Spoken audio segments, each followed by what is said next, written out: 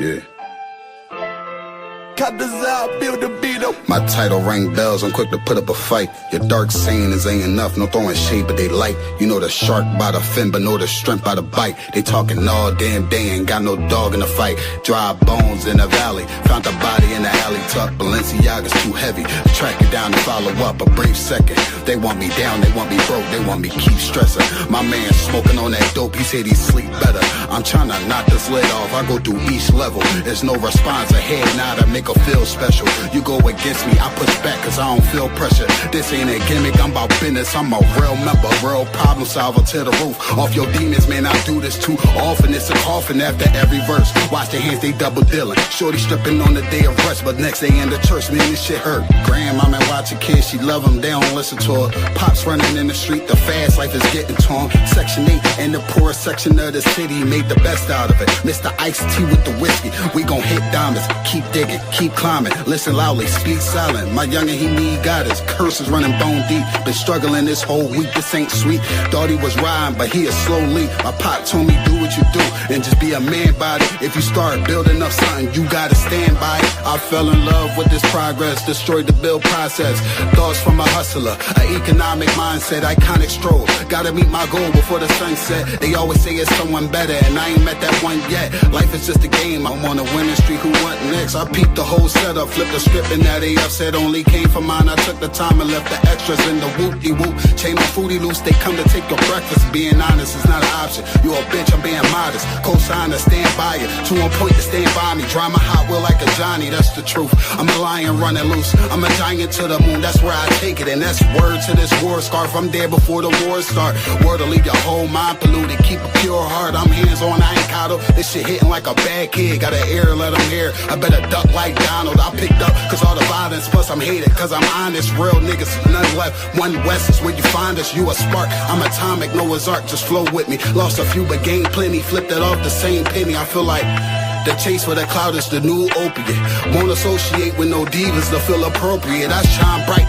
and it's not ice, but they notice it. Still controlling shit overloaded, but this that soldier shit. I'm on top, used to want the top, but now I'm over it. Compare me to your childhood trauma. I'm here to make you feel in love like when your pop left mama. Mary J was the result, I know they don't want drama. Man, I just wife Karma, and she got a great future behind her. But I'm bored with all this picky saluting and all the picking and choosing. Yeah, bro, when you know he losing.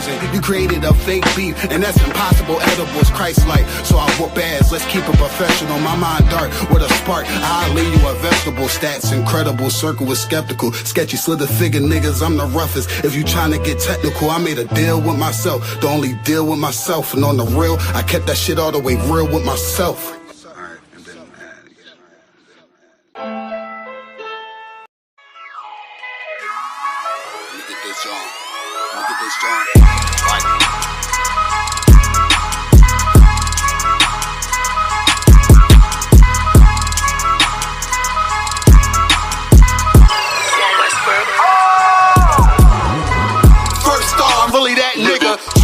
I'm a noble figure. Local niggas, they be so offended. What's word? This global business.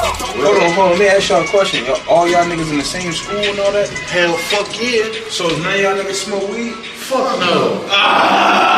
Don't fold if you say you win it. I was molded to it, now fit it. Can't control, this the highest limit. Killer shit, but this an honest living. Gotta get it, ain't no time for wishing. The time is now, better pay attention. In my city, you can feel the tension. A terror squad, no pun intended. This ain't for you, but I recommend it. They know we coming, better clear the entrance. Shit get deep, but I keep digging. This how I look when you keep winning. Overtime, I had to take the hint. Shine bright, sit behind the tents.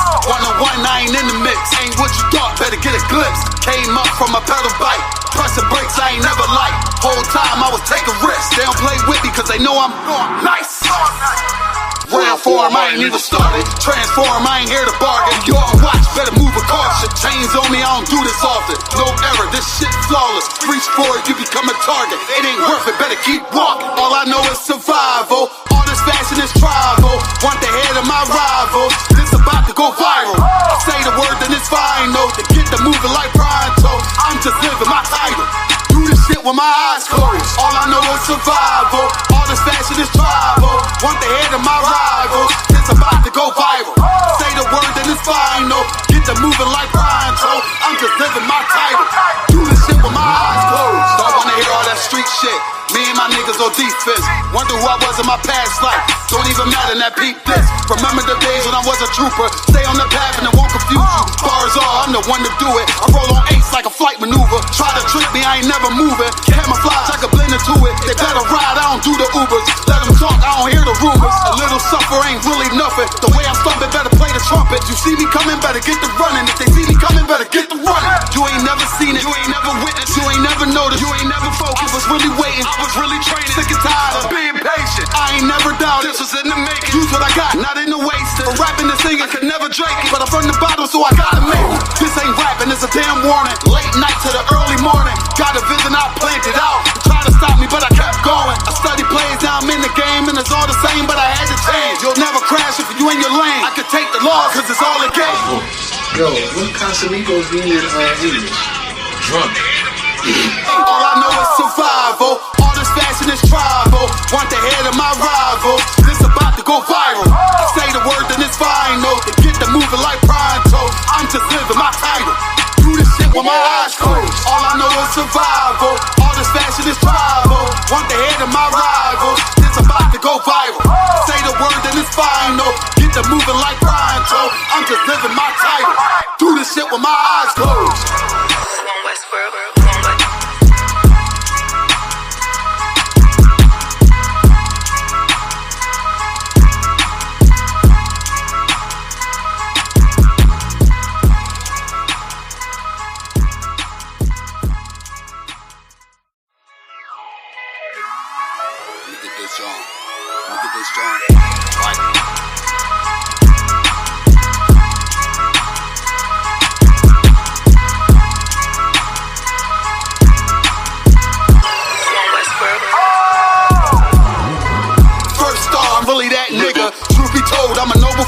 Local niggas, they be so offended. One West word, this global business. Hold on, let me ask y'all a question. All y'all niggas in the same school and all that? Hell, fuck yeah. So none of y'all niggas smoke weed? Fuck no. Don't fold if you say you win it. I was molded to it, now fit it. Can't control, this the highest limit. Killer shit, but this an honest living. Gotta get it, ain't no time for wishing. The time is now, better pay attention. In my city, you can feel the tension. A terror squad, no pun intended. This ain't for you, but I recommend it. They know we coming, better clear the entrance. Shit get deep, but I keep digging. This how I look when you keep winning. Over time, I had to take the hint. Shine bright, sit behind the tents. One-on-one, I ain't in the mix. Ain't what you thought, better get a glimpse. Came up from a pedal bike. Pressing brakes, I ain't never liked. Whole time I was taking risks. They don't play with me cause they know I'm nice. Round form, I ain't even started. Transform, I ain't here to bargain. You all watch, better move with caution. Chains on me, I don't do this often. No error, this shit flawless. Reach for it, you become a target. It ain't worth it, better keep walking. All I know is survival. All this fashion is tribal. Want the head of my rival. This about to go viral. I say the word, then it's final. To get the moving like pronto. I'm just living my title. Do this shit with my eyes closed. All I know is survival. All this fashion is tribal. Want the head of my rival. It's about to go viral. Say the word, then it's final. Get the moving like pronto. I'm just living my title. Do this shit with my eyes closed. Don't wanna hear all that street shit. Me and my niggas on defense. Wonder who I was in my past life. Don't even matter, that peep this. Remember the days when I was a trooper. Stay on the path and it won't confuse you. Bars all, I'm the one to do it. I roll on eights like a flight maneuver. Try to trick me, I ain't never moving. Camouflage, I can blend into it. They better ride, I don't do the Ubers. Let them talk, I don't hear the rumors. A little suffer ain't really nothing. The way I'm stomping, better play the trumpet. You see me coming, better get the running. If they see me coming, better get the running. You ain't never seen it, you ain't never witnessed, you ain't never noticed, you ain't never focused. I was really waiting, I was really training. Sick and tired of being patient. I ain't never doubted, this was in the making. Use what I got, not in the wasted. For rapping and singing, could never drink it, but I'm from the bottom, so I gotta make it. This ain't rapping, it's a damn warning. Late night to the early morning. Got a vision, I planned it out. Try to stop me, but I kept going. I study plays, now I'm in the game, and it's all the same, but I had to change. You'll never crash if you in your lane. I can take the loss, cause it's all a game. Yo, what Casamigos mean in English? Drunk. All I know is survival. All this fashion is tribal. Want the head of my rival. This about to go viral. I say the word, then it's final. To get the moving like pronto. I'm just living my title. Do this shit with my eyes closed. All I know is survival. All this fashion is tribal. Want the head of my rival. This about to go viral. I say the word, then it's final. Get the moving like pronto. I'm just living my title. Do this shit with my eyes closed. One West World.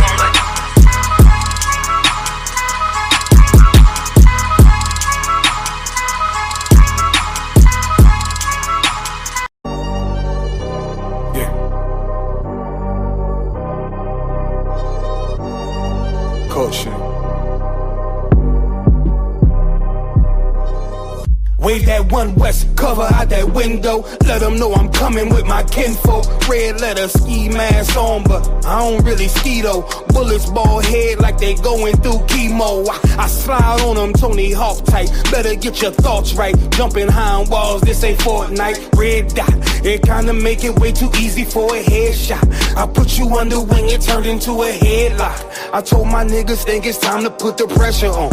You bring that paper, told her throw a little extra on. We go to war and see, I murder one, you murder two, it ain't the same degree. Better up into a capital offense for them dollars, but it really don't make sense. Guns behind tents with some liquor and we riding down the freeway. Slide on them, spin the block and replay, so we slide again. You know my position, I'm on standby. Ain't no competition, it's a landslide. Or you a rider, motherfucker, ride again. You said you slide on them, nigga, slide again. Niggas claim they hot, but we been fire. If they ain't one of mine, so they ain't tied.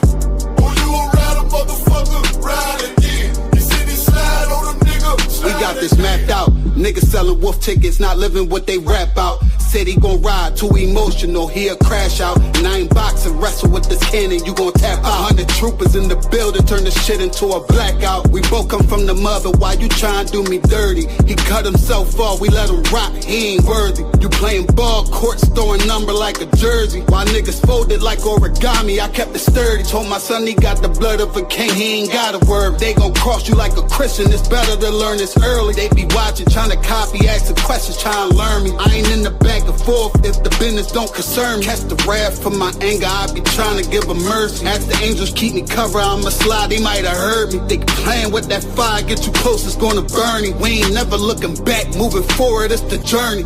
You know my position, I'm on standby. Ain't no competition, it's a landslide. Or you a rider, motherfucker, ride again. You said you slide on them, nigga, slide again. Niggas claim they hot, but we been fire. If they ain't one of mine, so they ain't tied. Or you a rider, motherfucker, ride again. You said you slide on them, little nigga, I'm made. All these rappers soft, claim they all cut from a hold of a glove. I'm the one with the blade. Untamed gorilla, keep your hands out the cage. I be standing on they neck, one west to the grave. You can keep your mercy, nigga, I ain't worried. Revenge call me buddy love, I call her Miss Purdy. Nigga try to blitz, I'm going 730. I'ma shake the whole room like Big Shirty. Nigga say one war, it's whatever, buddy. Glock fully loaded, you know these letters bloody. Come for me, you a bitch, homie. Boy, I'm realer than your big homie. 144, yeah, the one and only. And you know I keep this blick on me. Bout to slam you like Mick Foley. I got that black out on my arm, play that bitch like a violin. Said me try me once, nigga, try again. You know my position, I'm on standby. Ain't no competition, it's a landslide. Or you a rider, motherfucker, ride again. You said you slide on them, nigga, slide again. Niggas claim they hot, but we been fire. If they ain't one of mine, so they ain't tied. Or you a rider, motherfucker, ride again. You said you slide on them, nigga, slide again.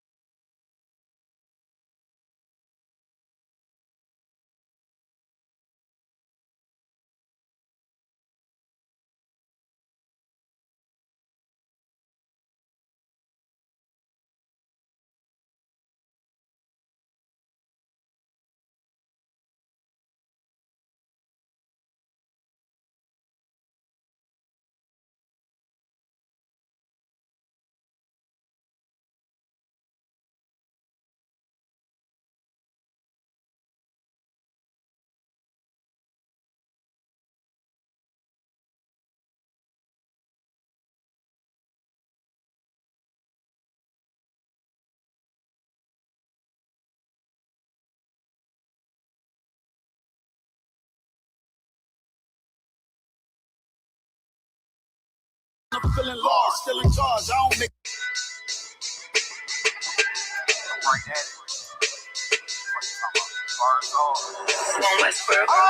Hear the hunger in my voice. They used to tell me to speak up. The problem was of what I was saying, they couldn't keep up. Instead of moving around with some patience, they tried to speed up. It got colder than a bitter bitch, found me a way to heat up. What's a favor for a favor if we all didn't make it? Kept it 100 with everybody. Just gonna change. I ain't get caught up in the hype, cause I ain't feel like I made it. Couldn't picture me here now, but here's your moment to frame it. And I ain't never understand that self-entitlement spirit. I felt the vibe, I don't wanna get near it. Before I made the appearance, I took a second, took a look in the mirror. This guy lost the only thing that y'all got me fucked up. It's all passion, it's tradition, it ain't fashion. It's no action, they make threats and it's still passing. I think massive, no rhyme, that's still tact. Y'all should quit rapping. Cheap shots, I'm cinematic. I ain't average, I'm an overthrow fanatic. I go, you lose and win like asthmatics. I got first, that's automatic. I'm the best in my division. And they go like the pigeons, in the hood like the engine. You a bird for that chicken. I don't fake split the sentences cause my mind made up, nigga. We in the end of time, but my time ain't up. Now when I was young and running wild and wide-eyed like a cabbage patch, I had to get it as vivid, adapted to my habitat. It's certain shit I won't do, certain shit you can't prove. My shit sound like a payday, yours like more when the rip. If I had $1 for every dime you counted, I would be broke. Watch it be close. Better chance, boxing the go. And they know I'm raw, and they know the squad. And I'm feeling lost, still in charge. I don't make them follow, I follow the law. Standing tall like they on Mars. I just got a call from my bro. He behind the wall, he told me let it all. Niggas lying for some cat, I got a different line in me. Everybody intimidated, I got that guy in me. You can focus on them downs, I'd rather keep my nine with me. Help me get this off the ground, just know you won't fly with me now. I try to make the news. I ain't playing by the rules. I've been trying to play it cool, but that ain't gonna be the level. Y'all out here looking like fools. Home truth, I ain't never had to choose. I'm trying to get beamed up, man. Y'all trying to make the news. I ain't playing by the rules. I've been trying to play it cool, but that ain't gonna pay the bills. They're looking like fools. Home of the truth, y'all ain't never had to choose. Trying to get beamed up, man. Y'all trying to make the news. I ain't playing by the rules. I've been trying to play it cool, but that ain't gonna pay the bills. Y'all out here looking like fools. Home of the truth, y'all ain't never had to choose. Trying to get beamed up.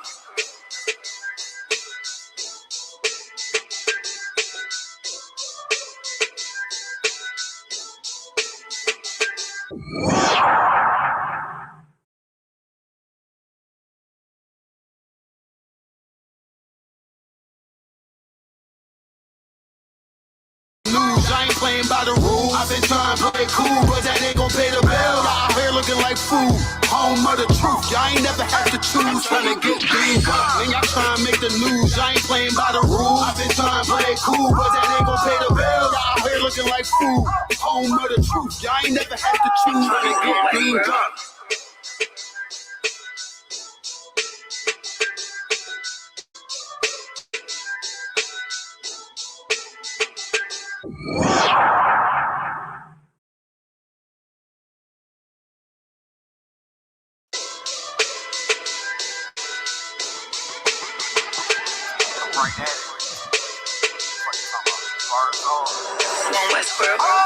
Hear the hunger in my voice. They used to tell me to speak up. The problem was of what I was saying, they couldn't keep up. Instead of moving around with some patience, they tried to speed up. It got colder than a bitter bitch, found me a way to heat up. What's a favor for a favor if we Allah Panya. Right. Yahawadah Yahawadah Bragatham. Yahweh el Numbre de Yahawadah te bendiga. Clap it up. Shalom Akia. Let's get it on, Warriors. Like it, sir. Your sound is a little low.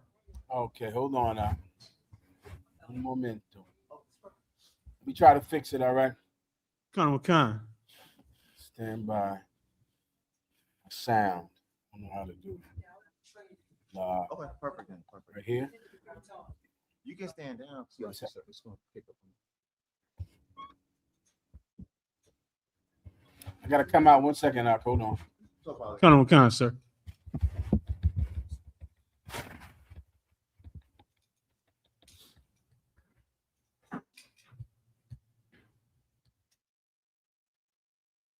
Serious and you're looking for a Christ man, the one who anointed with the Lord, with the Spirit of the Lord to do his will.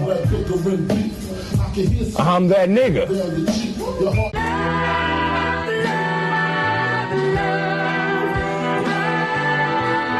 One West, 25th Street.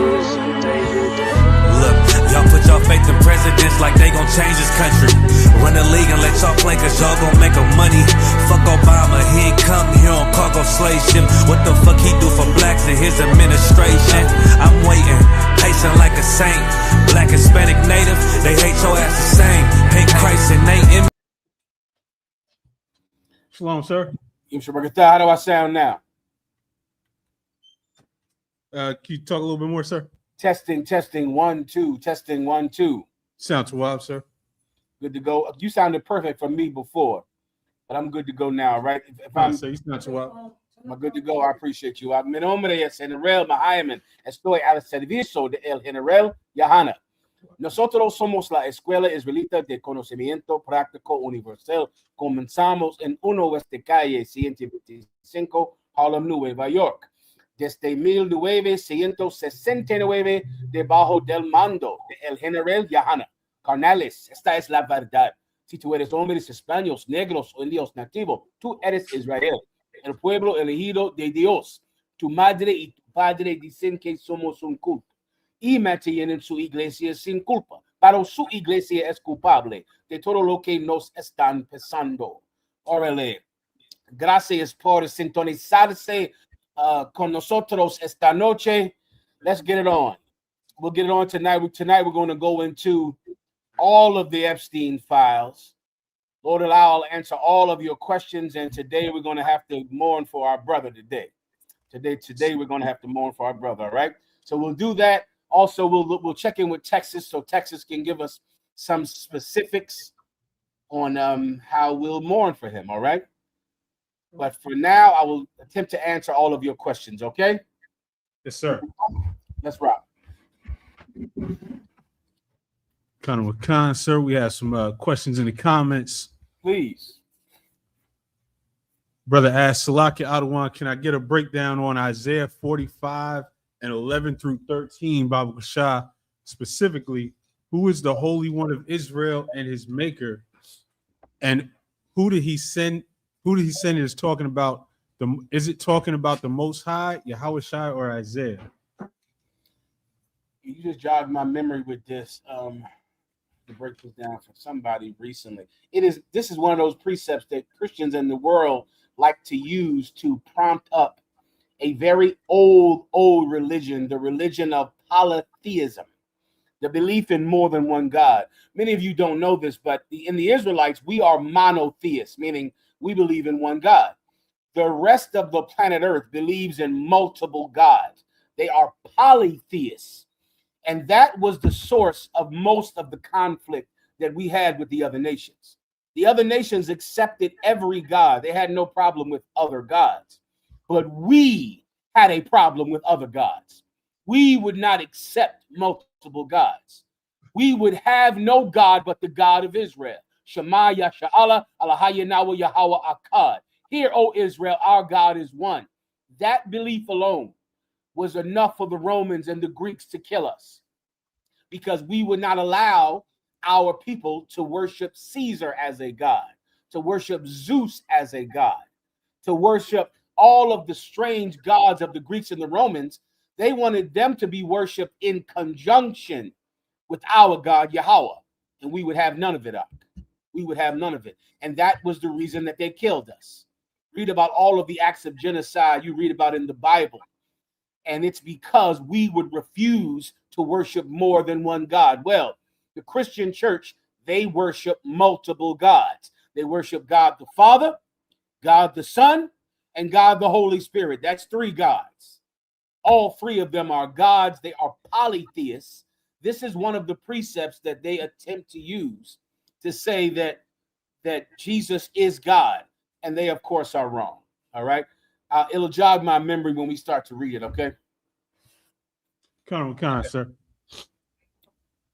Isaiah 45 and verse 11.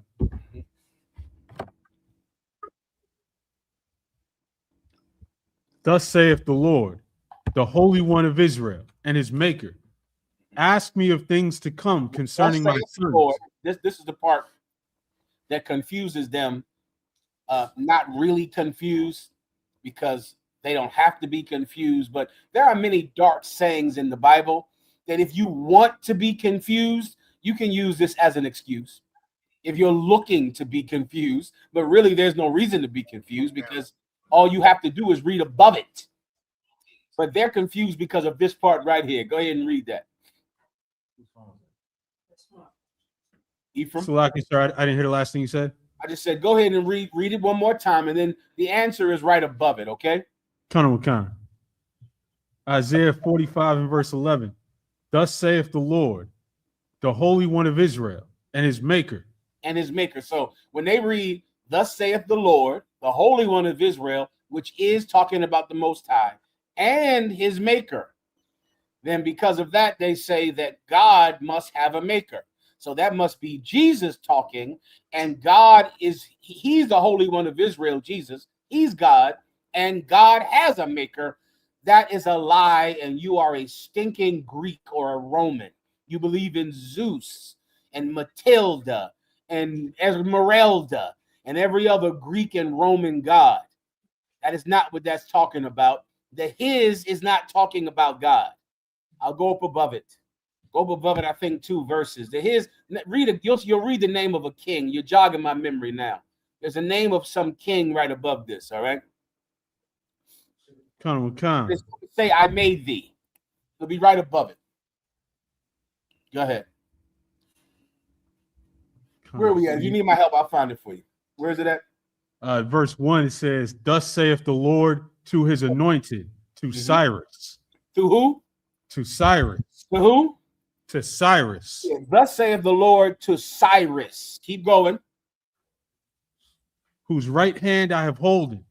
Whose right hand I upholden. Whose right hand did God uphold? Cyrus. Keep going. To subdue nations before him. Mm-hmm. Who subdued the nations?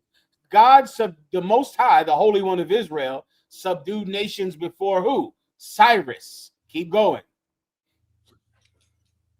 And I will loose the loins of kings to open before him the 2-leaved gates. Open before what? Before him. Before who? Before him. Who will the Lord open before him the gates? Who is the him? Let the brother that asked the question answer it. Who is the him? The Lord said what? Read that again. I will what? I will loose the loins of kings. I'm going to loose the loins of kings, meaning you are going to win every battle because of me. You are going to defeat kings because of me. You are going to win your battles because of me. Read that part again right there. To subdue nations before him. And I will loose the... What word do you want to emphasize right here? To subdue nations before him. What you need? Him. Right there. I'm asking the brother who asked the question, who is him right here? Who is the him? To subdue nations before him. Who's the him? Give the brother who asked the question a second, all right? Maybe 5 seconds. Take a drink.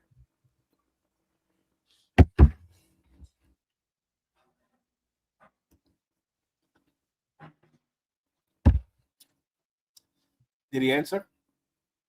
Not yet, sir. The him is talking about Cyrus, young man. Cyrus. Most High subdued nations before Cyrus. Keep going. To open before him the 2-leaved gates. Keep going. And the gates shall not be shut. I will go before thee and make the crooked places straight. I'm going to go before you and make the crooked places straight. Keep going. I will break in pieces the gates of brass. Keep going. And cut in sunder the bars of iron. Keep going. And I will give thee the treasures of darkness and hidden riches of secret places. Let me skip you down here for time's sake, young brother out there watching and listening. God made Cyrus. Cyrus didn't make himself. God is the reason for the success of Cyrus. He made him. He made him win all those battles. He rose him up from among the other kings. You owe me your success. That's the point here. So many of you polytheists in the Christian church You don't understand the point of the Bible because you're searching to validate pagan beliefs and the belief in multiple gods. And so you never get the point. The point is you owe your success to me, Cyrus. Now go to the precept that the brother asked about. Khan, verse 11. Thus saith the Lord, the Holy One of Israel, and his maker. And whose maker? And his maker. And whose maker? And his maker. Who did God make right here? The Holy One of Israel is the Most High God. Who did he make? Cyrus. Cyrus is what we're talking about, young polytheists out there, young Christians who believe in God the Father, God the Son, God the Holy Spirit. Hold up. If you're Catholic, you believe in Saint Michael, Saint Ignatius, Saint Vincent, Saint Benedict, Saint of Ephesus. You got 1,000 gods that you pray to and wear pins around your neck. Saint Jude. You pray to 1,000 gods. You pray to the Mother Mary. You pray to her. She's also a god, the Blessed Mother Mary. You have 1,000,000 gods, but Shema Yasha'Allah, Alahaya Yanawa Yahweh Akkad. Behold, Israel, we have one God. Everyone understands. Khan. All right, good. Also, someone that speaks Espanol, give me the Lord's Creed in Spanish whenever you get a chance, all right? Someone text that over to me. I'm ready for the next question, please. Khan. Another question for Pittsburgh has a question, sir. But Berg, give the Berg a hand. Good to see you, warrior. What can I do for you? Good to see you too, sir. If I could, my Lord, with your great wisdom, can I get a breakdown on Ecclesiasticus chapter 3 and verse 31? And I have it. Absolutely. Glad OKC. Whenever you're ready, you can read. Khan and one Khan. Ecclesiasticus chapter 3 and verse 31. And he that requiteth good turns is mindful of that which may come hereafter. And when he falleth, he shall find a stay. And if I could, my Lord, is this a reincarnation scripture? Could it be used as that? It's not a reincarnation scripture. It's a love thy brother as thyself scripture. Khan and one Khan. The word requiteth or requiteth means that I'm going to do for you something I want done for me. What I give you, I expect to get back. You understand? And that's what the precept is speaking about. Read it from the top and I'll break it down. Khan and one Khan. Ecclesiasticus chapter 3 and verse 31. And he that requiteth good turns is mindful of that which may come hereafter. One second. I requite good turns. You said turn T-U-R-N? T-U-R-N-S. Yeah. Meaning I do you a good in return. Get my point? Like you do something good, I'm going to do something good for you. Why am I going to do something good for you? Because I want someone to do something good for me. You understand? This is what Jesus Christ said. Jesus Christ spoke specifically about this when he said, Lord, forgive us our debts, even as we forgive our debtors. Meaning I'm going to forgive people because I want to be forgiven. You understand? So he that does a good turn, I do something good for someone, I'm remembering that I'm going to want someone to do something good for me. That's the Understood, sir. The water. If you need more, let me know. I said the water, sir. I appreciate you, warrior. The water again. Appreciate you. All right. Go ahead, Op. Sir, we have Captain Ashaparian with us. Oh, give Ashaparian a hand. Yahweh en el nombre de Yahweh Shai te bendiga. Ashaparian, good to see you, warrior.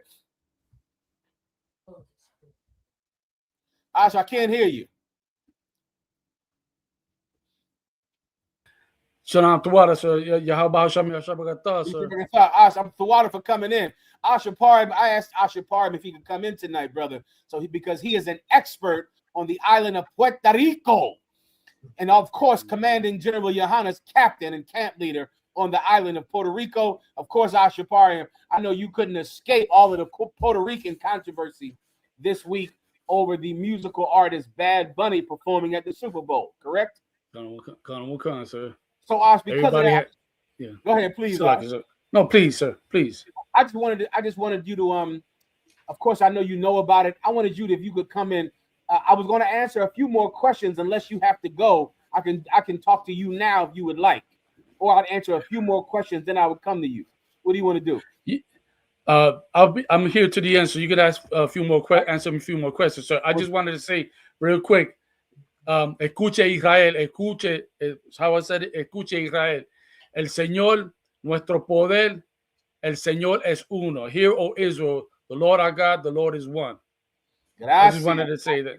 If you could, Ash, please text that to me so I can write it down and rehearse it, okay? Sir. Yes, sir. Yes, God. So Ash is going to come in. He's going to explain Puerto Rico. There's so much I want to know about Puerto Rico. I thought Puerto Rico was a state. Commander General Yahawadah told me that it was not a state. I always confuse it with Hawaii. Hawaii is a state. But of course, Puerto Rico is not a state. It's a territory. I'm wondering why Puerto Rico is not a state when Hawaii is. You can explain the whole thing to us, Ashaparim, about the power outages in Puerto Rico and the suffering. I remember, Ash, this had to be 10 years ago. You would sit me down and teach me about the island of Viegas. You remember that, Ash? Sir. Yes, sir. Ash used to sit on the phone, man, and teach me everything about the island of Viegas. Please, Ash, if you could teach the brothers what you taught me years ago about that and about Puerto Rico and the plight of what they're going through down there and about Bad Bunny and about the backlash, I'm going to come to you as fast as I can. But I believe everyone in here needs a Puerto Rican expert, which you are. Everyone understands. And if yes, sir. I speak about Puerto Rico, I'm speaking about the chosen people of God, the tribe of Ephraim, all right? Let's get it on, Ephraim, out of New York. You can answer the questions, please. Yes, sir. Colleen has a question. Colleen, you're up. Good to see you, Colleen.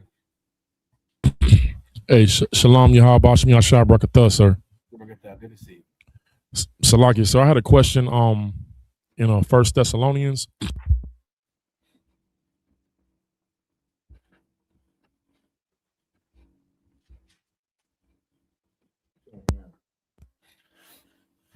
On the 18th, sir, I just wanted to break down if of that scripture. Khan, sir, it says, but I would not have you to be ignorant, brethren. I can hear you fine, like if you're wondering. I hear you fine. No, that's them. Oh, but I would not have you to be ignorant, brethren, concerning them which are asleep, that ye sorrow not, even as others which have no hope. For if we believe that Yahawadah died and rose again, even so them also which sleep in Yahawadah will God bring with him. For this we say unto you by the word of the Lord, that we which are alive and remain unto the coming of the Lord shall not prevent them which are asleep. For the Lord himself shall descend from heaven with a shout, with the Colleen, you dropped out. Of God. Colleen, you dropped out for a second. Did you want me to break the whole thing down from the top? Or did you sounded perfect. Khan, sir, if you could, from 13 to 18. You sounded perfect in the beginning also, Colleen. I heard you fine.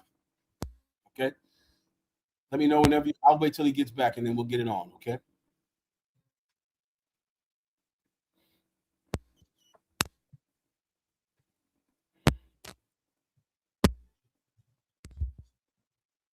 How you doing, Yatazak? Tawab, sir. Good to see you. Salakia, General. No problem. Up in Salakia. I believe I was at verse 10. For the Lord himself shall descend from heaven with the shout. Just tell me wherever you want me to break it down from, and then I'll begin there, okay? From 13 to 18, General Salakia, sir. Please, whenever you're ready, just start back at 13. Khan, verse 13. But I would not have you to be ignorant, brethren, concerning them which are asleep, that ye sorrow not. Let me tell you, okay, what we're going through now is something that brothers have had to go through for thousands of years. I think about those brothers out that were killed, all of the prophets of God that were killed. And then there were just a few brothers left alone by themselves, Jeremiah and Ezekiel and Barak, and they had to watch their brothers die. And it's been a long time in the truth, a long time of suffering of men of God who have banded together in an evil place at an evil time. And we are killed all the day long. For his sake are we sheep to the slaughter. So we've had to see death. So many of us are here together in these rooms tonight. We live together in Babylon. We live together in Jerusalem. We lived together during the time of Hosea. These men you're sitting next to, this is not the first time you've sat next to them. You've lived by their side in the past, and you've died in their hands in the past. That's happened. And now here we are again. So because of that, Paul is trying to explain something that has gotten us through it. The belief that we will see each other again is what we have at times like this. Death is not the end in Israel. It's not the end. You see, to those of them out in the world, death is the end to them.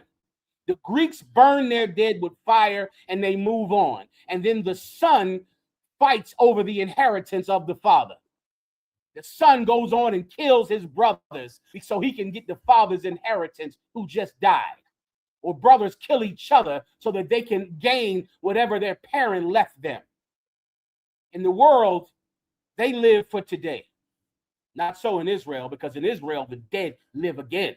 In Israel, the dead rise. And Paul is trying to remind you of this so you're not ignorant when you have to go through the loss of your brother. When you have to go through it, and you must go through it. It's part of loving someone. Part of loving someone, part of it is losing them. To every baby that is born, as you're rocking that baby and kissing that baby, one day that baby will mourn you. It's part of it. If you want to teach a child about life, you buy them a pet. You get them a pet and they'll feed that pet and take care of that pet and walk that dog and hug that dog and kiss that dog. And one day the dog is going to die. And it's a way to teach the child about life. That we have each other for a finite amount of time. And we enjoy it and we take care of each other. And we appreciate each other while we have one another. But one day we'll be gone, but we will be back. We're coming back. In Israel, the dead rise again from the top. Kanawakan, sir, verse 13. But I would not have you to be ignorant, brethren, concerning them which are asleep, that ye sorrow not, even as others which have no hope. You see, when you see, and even how the Bible calls death sleeping is so poignant and so perfect, because we think of death in a temporary term, which is why throughout the Bible it will say them that sleep. When they came and told Christ that Lazarus was dead, Christ said he is yet but sleeping.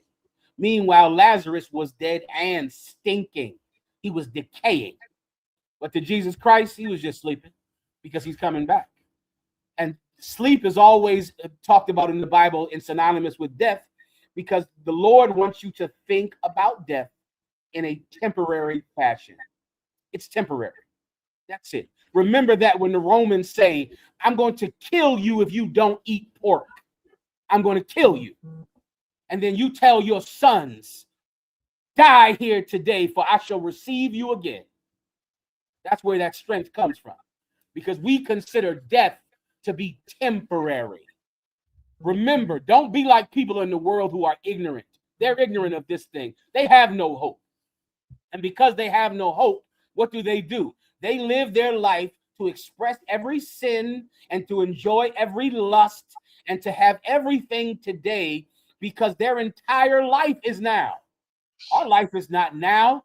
In Israel, we rise again. Don't be ignorant of that, like the people who don't have this faith, who don't believe as we believe. Death is temporary. This brotherhood is forever. Continue. Kanawakan, sir. Verse 14. For if we believe that Yahawadah died and rose again, even so them also which sleep in Yahawadah will God bring with him. If now all of us are sitting here believing that Jesus Christ died in 3 days and rose from the dead, if we can believe that, then surely we must believe that the brothers that we lost, we will receive them again. They're going to rise from the dead. We believe that Jesus Christ rose from the dead. Well, don't be ignorant of that, because people in the world, they believe that Jesus rose from the dead, and yet and still they compromise everything and they give up anything just to be able to live another day, just to be able for the white man to provide lust for them and pleasures for them that they can only have today. They will do nothing to risk their lives. They'll do nothing to put their lives in danger, and because of that, they're cowards. We risk our lives. Why? Because we know we all come back. We know everybody is coming back. So we amply and justifiably risk our lives knowing that we're coming back. People in the world live like there's no tomorrow. That's not how we live. We don't live like that. They're ignorant. Keep going. Cut on one concert. Verse 15. For this we say unto you by the word of the Lord, that we which are alive and remain until the coming of the Lord shall not prevent them which are asleep. Meaning, let's say this is the scenario that Jesus Christ is now back. He's here. The people that are alive won't stop the people who are dead from coming back. There's room for everybody. So don't think just because there'll be brothers who will absolutely be alive and be breathing to see the chariots in the sky, to hear the trumpets roar, the things that we're going to teach our sons and our daughters. There are men that are going to see it, see the trumpets, hear the trumpets, see the chariots. Men will see it. Those men won't stop those brothers who died from coming back and seeing it as well. You understand? There's room for everyone, room for the living and the dead when Jesus Christ returns. Keep going. Cut on one concert. Verse 16. For the Lord himself shall descend from heaven with a shout, with the voice of the archangel, and with the trump of God, and the dead in Christ shall rise first. That's what's coming. There's going to come a time when the Lord himself shall descend. He'll come down out of the sky. The trumpets will blare and roar, and the angels, it will be a day that has never been seen in the history of the planet Earth.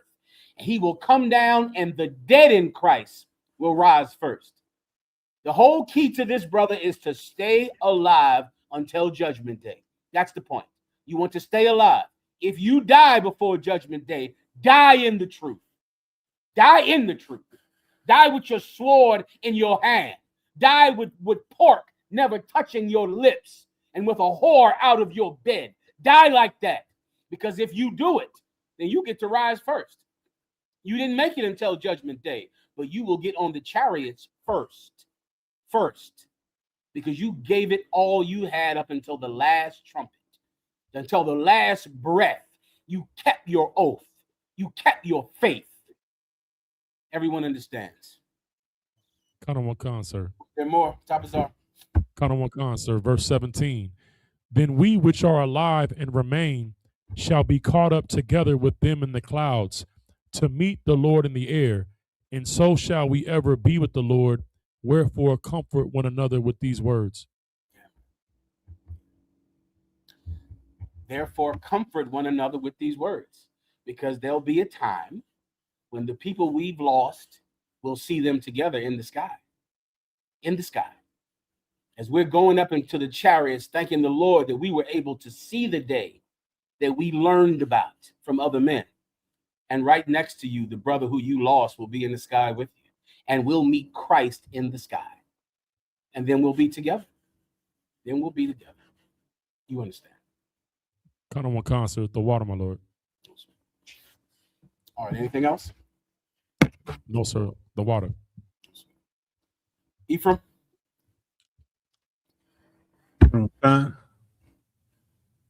We have more questions in the comments. Sister One West Princess asked, Salaki, sir, if I may, when we pass away, are we immediately reincarnated? You just basically answered this. And if so, when the dead rises with new bodies, will they get their previous souls back? Yeah, when you die, it's up to the Most High when he brings you back. In the UPK, we always pray. Whenever someone dies in the UPK, we always pray that they don't come back until the end, because we simply just don't want them to have to suffer another moment in hell. But it's not up to us. You know, we pray that our loved ones will come back when Jesus Christ sits on the throne, when he rules the earth, when he's the one that governs the poor and the sick. Because right now, the people who govern over the poor and the sick are extremely cruel. So we pray that our loved ones come back in a better world, a better place. That better place is when Jesus Christ is in charge of the planet Earth. But the Most High God can bring you back whenever he feels like it. He'll bring you back tomorrow if he wants. There's someone that dies today. A baby is being born, and that could be that person coming back again today. Or the Most High God could wait 10 years, 20 years. He'll wait until it's his will to bring you back. Everyone understands. Come on. But of course, the Bible says, give me that precept. This might be what they need. Give me one generation cometh, one generation pass away, and another generation comes. That's in Ecclesiastes, all right? That'll be the precept, and then I'll get to the next question after that. Come, sir. Ecclesiastes 1 and 4. One generation passeth away, and another generation cometh, but the earth abideth forever. The earth isn't going anywhere, but one generation dies, another generation is born. As the same day that we're losing our brothers, new babies are being born. Shout out to the brother. Who's the brother out there that had the new baby girl today? I believe it was in Texas somewhere. You know what I'm talking about? Yatazak? Wakan, sir. It was Officer Capayar out of San Antonio. Give Officer Capayar a hand. Most high in Christ.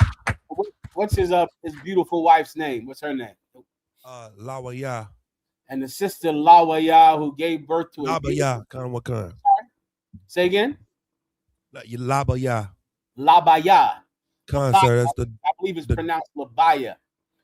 And she had a beautiful baby girl today, and we sure needed it, sis. We needed it today. And we thank you for that. That sister gave birth to a beautiful baby girl today. That's how life works. You lose someone, and then you gain someone, and eventually we'll all be together. We'll all be together. All right? Is there anything else? Sir, that's all on that. Oh, the sister said the water, sir. We got a brother asked in the comments. There's a wrong 144 says, Shalom, General. What's the difference between what is sanctified to the Most High in Leviticus 27 and 14 through 15 and what is devoted to the Most High, like in verse 28? Let's look them up in the dictionary first, all right? Let's look up we're going to go to our Zondervan Bible dictionary. We're going to look up sanctified, and then we'll look up devoted. All right, we'll start with that. Deszeron 144. Whenever you're ready. Con, the brother's grabbing it right now. Take your time.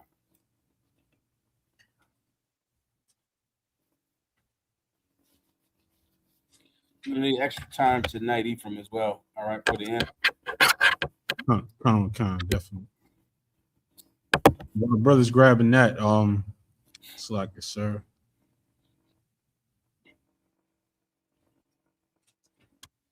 Oh, so locked. So Yatazar has it, sir. Shalom Alawak. Salakia, sir. I got sanctification. Okay. Sanctification, separation, setting apart, to separate from the world and consecrate unto God. Mm-hmm. To sanctify anything is to declare that it belongs to God. Perfect. That's what you need. That's the perfect example for something that's sanctified, meaning it's not yours anymore. It belongs to God, like your tithes. Your tithe money, 10% of your earnings do not belong to you. It's not your money. The problem with so many of you is that you think that the 10% of your money is yours. So you struggle with whether or not you should pay tithes, whether or not you want to make the sacrifice to pay tithes, whether or not you believe that these tithes are going to the right thing. What are they doing with these tithes? None of your fucking business. Right. What's happening with the tithes? Right. That's not your money. I don't ask you what you do with your 90%. If I did, I'll find out you smoke weed with it. That's what I'll find out. I'm going to start saying, well, what are you doing with your 90%? If I do that, do you want me to do that? Because I'll come into your life and I'll find out what you're doing with the 90% of your paycheck. I'll find out that you're getting drunk, you're buying prostitutes, you're buying studio time in some old rap hole, and you cannot rap, but you spend money on studio time, hundreds of dollars. I'll find out what you do with your money. 10% of that money doesn't belong to you at all. It's sanctified. It belongs to God.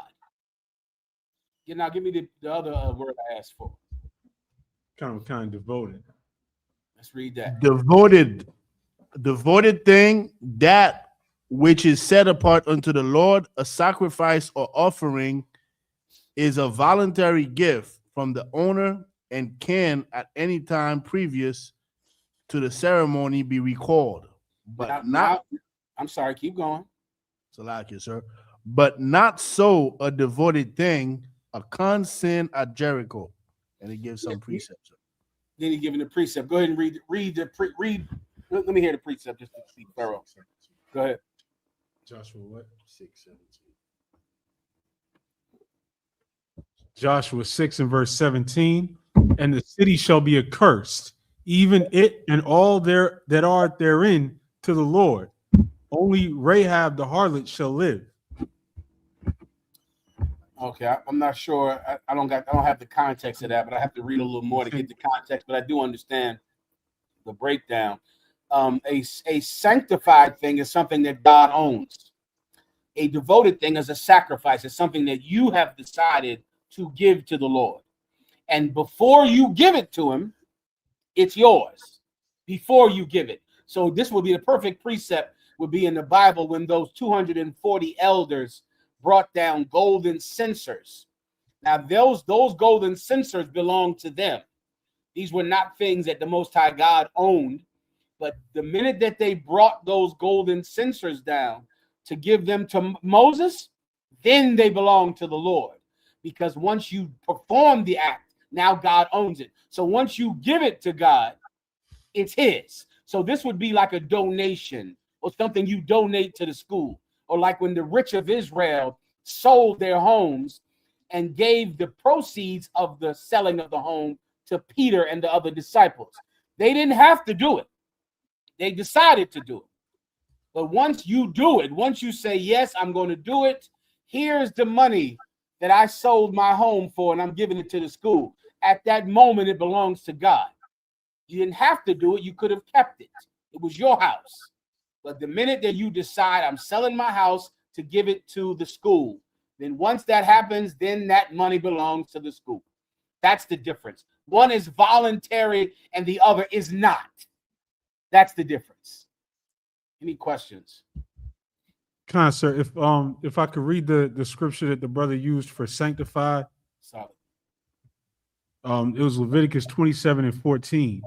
And when a man shall sanctify his house to be holy unto the Lord, then the priest shall estimate it, whether it be good or bad.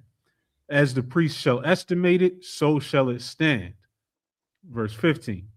And if he that sanctified it will redeem his house, then he shall add the fifth part of the money of thy estimation unto it, and it shall be his. That's it. So you decide you want to sell your house, fine. Then you decide you don't want to sell your house, then you're going to have to give the money that the house is worth to the school plus that 15%. And you can keep your house. Done. Is there anything else? Virginia has a question. VA, Virginia. I see you, warrior. Shalom, General Yahawadah Shem Yahawadah Brakatah. Good to see you, warrior. What's going on out there? Everything's going too wild. It's always good to see you, Adawan. Good to see you. So I may have had a question, but it seemed like you may have answered it. So in Judges chapter 11, verse 31, when the brother gives his daughter as a burnt offering, that would just be interpreted as giving his daughter unto the Lord in relation to like her service. Would that be the case? Yeah, he wouldn't be burning up his daughter like some white man. No. Right. This is what men did when they would devote their daughter to the temple, where their daughter wouldn't get a husband. She'd just be in there cooking and cleaning for the priest and tending to the priest, which a lot of widows did that. Or a daughter would do that for a time. There would be a time similar to the Nazirite vow, similar where you want your daughter to learn how to serve the temple. You want her to you want your woman to be a godly woman. So for a time, you would give her to the temple as an employee, as a servant, and she would work for the temple. And then once that time was over, she could get married. It was very similar with the Nazirite law. When you were a Nazirite, you could not get married. You could not have sex or take a wife when you were under a Nazirite law. But that time ended. That's what happened with Samson. Samson was a Nazirite, where he could not cut his hair, could not drink strong drink, and could not marry. But then the time when he could not marry ended. It ended, and now he was able to get a wife. And he, of course, went out and had sex with a heathen woman and brought death and shame unto him and his family, until at the end, he made up for it. Solo compensarlo. He made up for it in the end. All right? Does everybody understand? I appreciate you, Abdul. Anything else? Sir, Chicago has a question as well. I'm ready to rock. Chicago, Chi-Town. What's going on, Warriors? Good to see you too, Akim. I can't hear you, Chi-Town.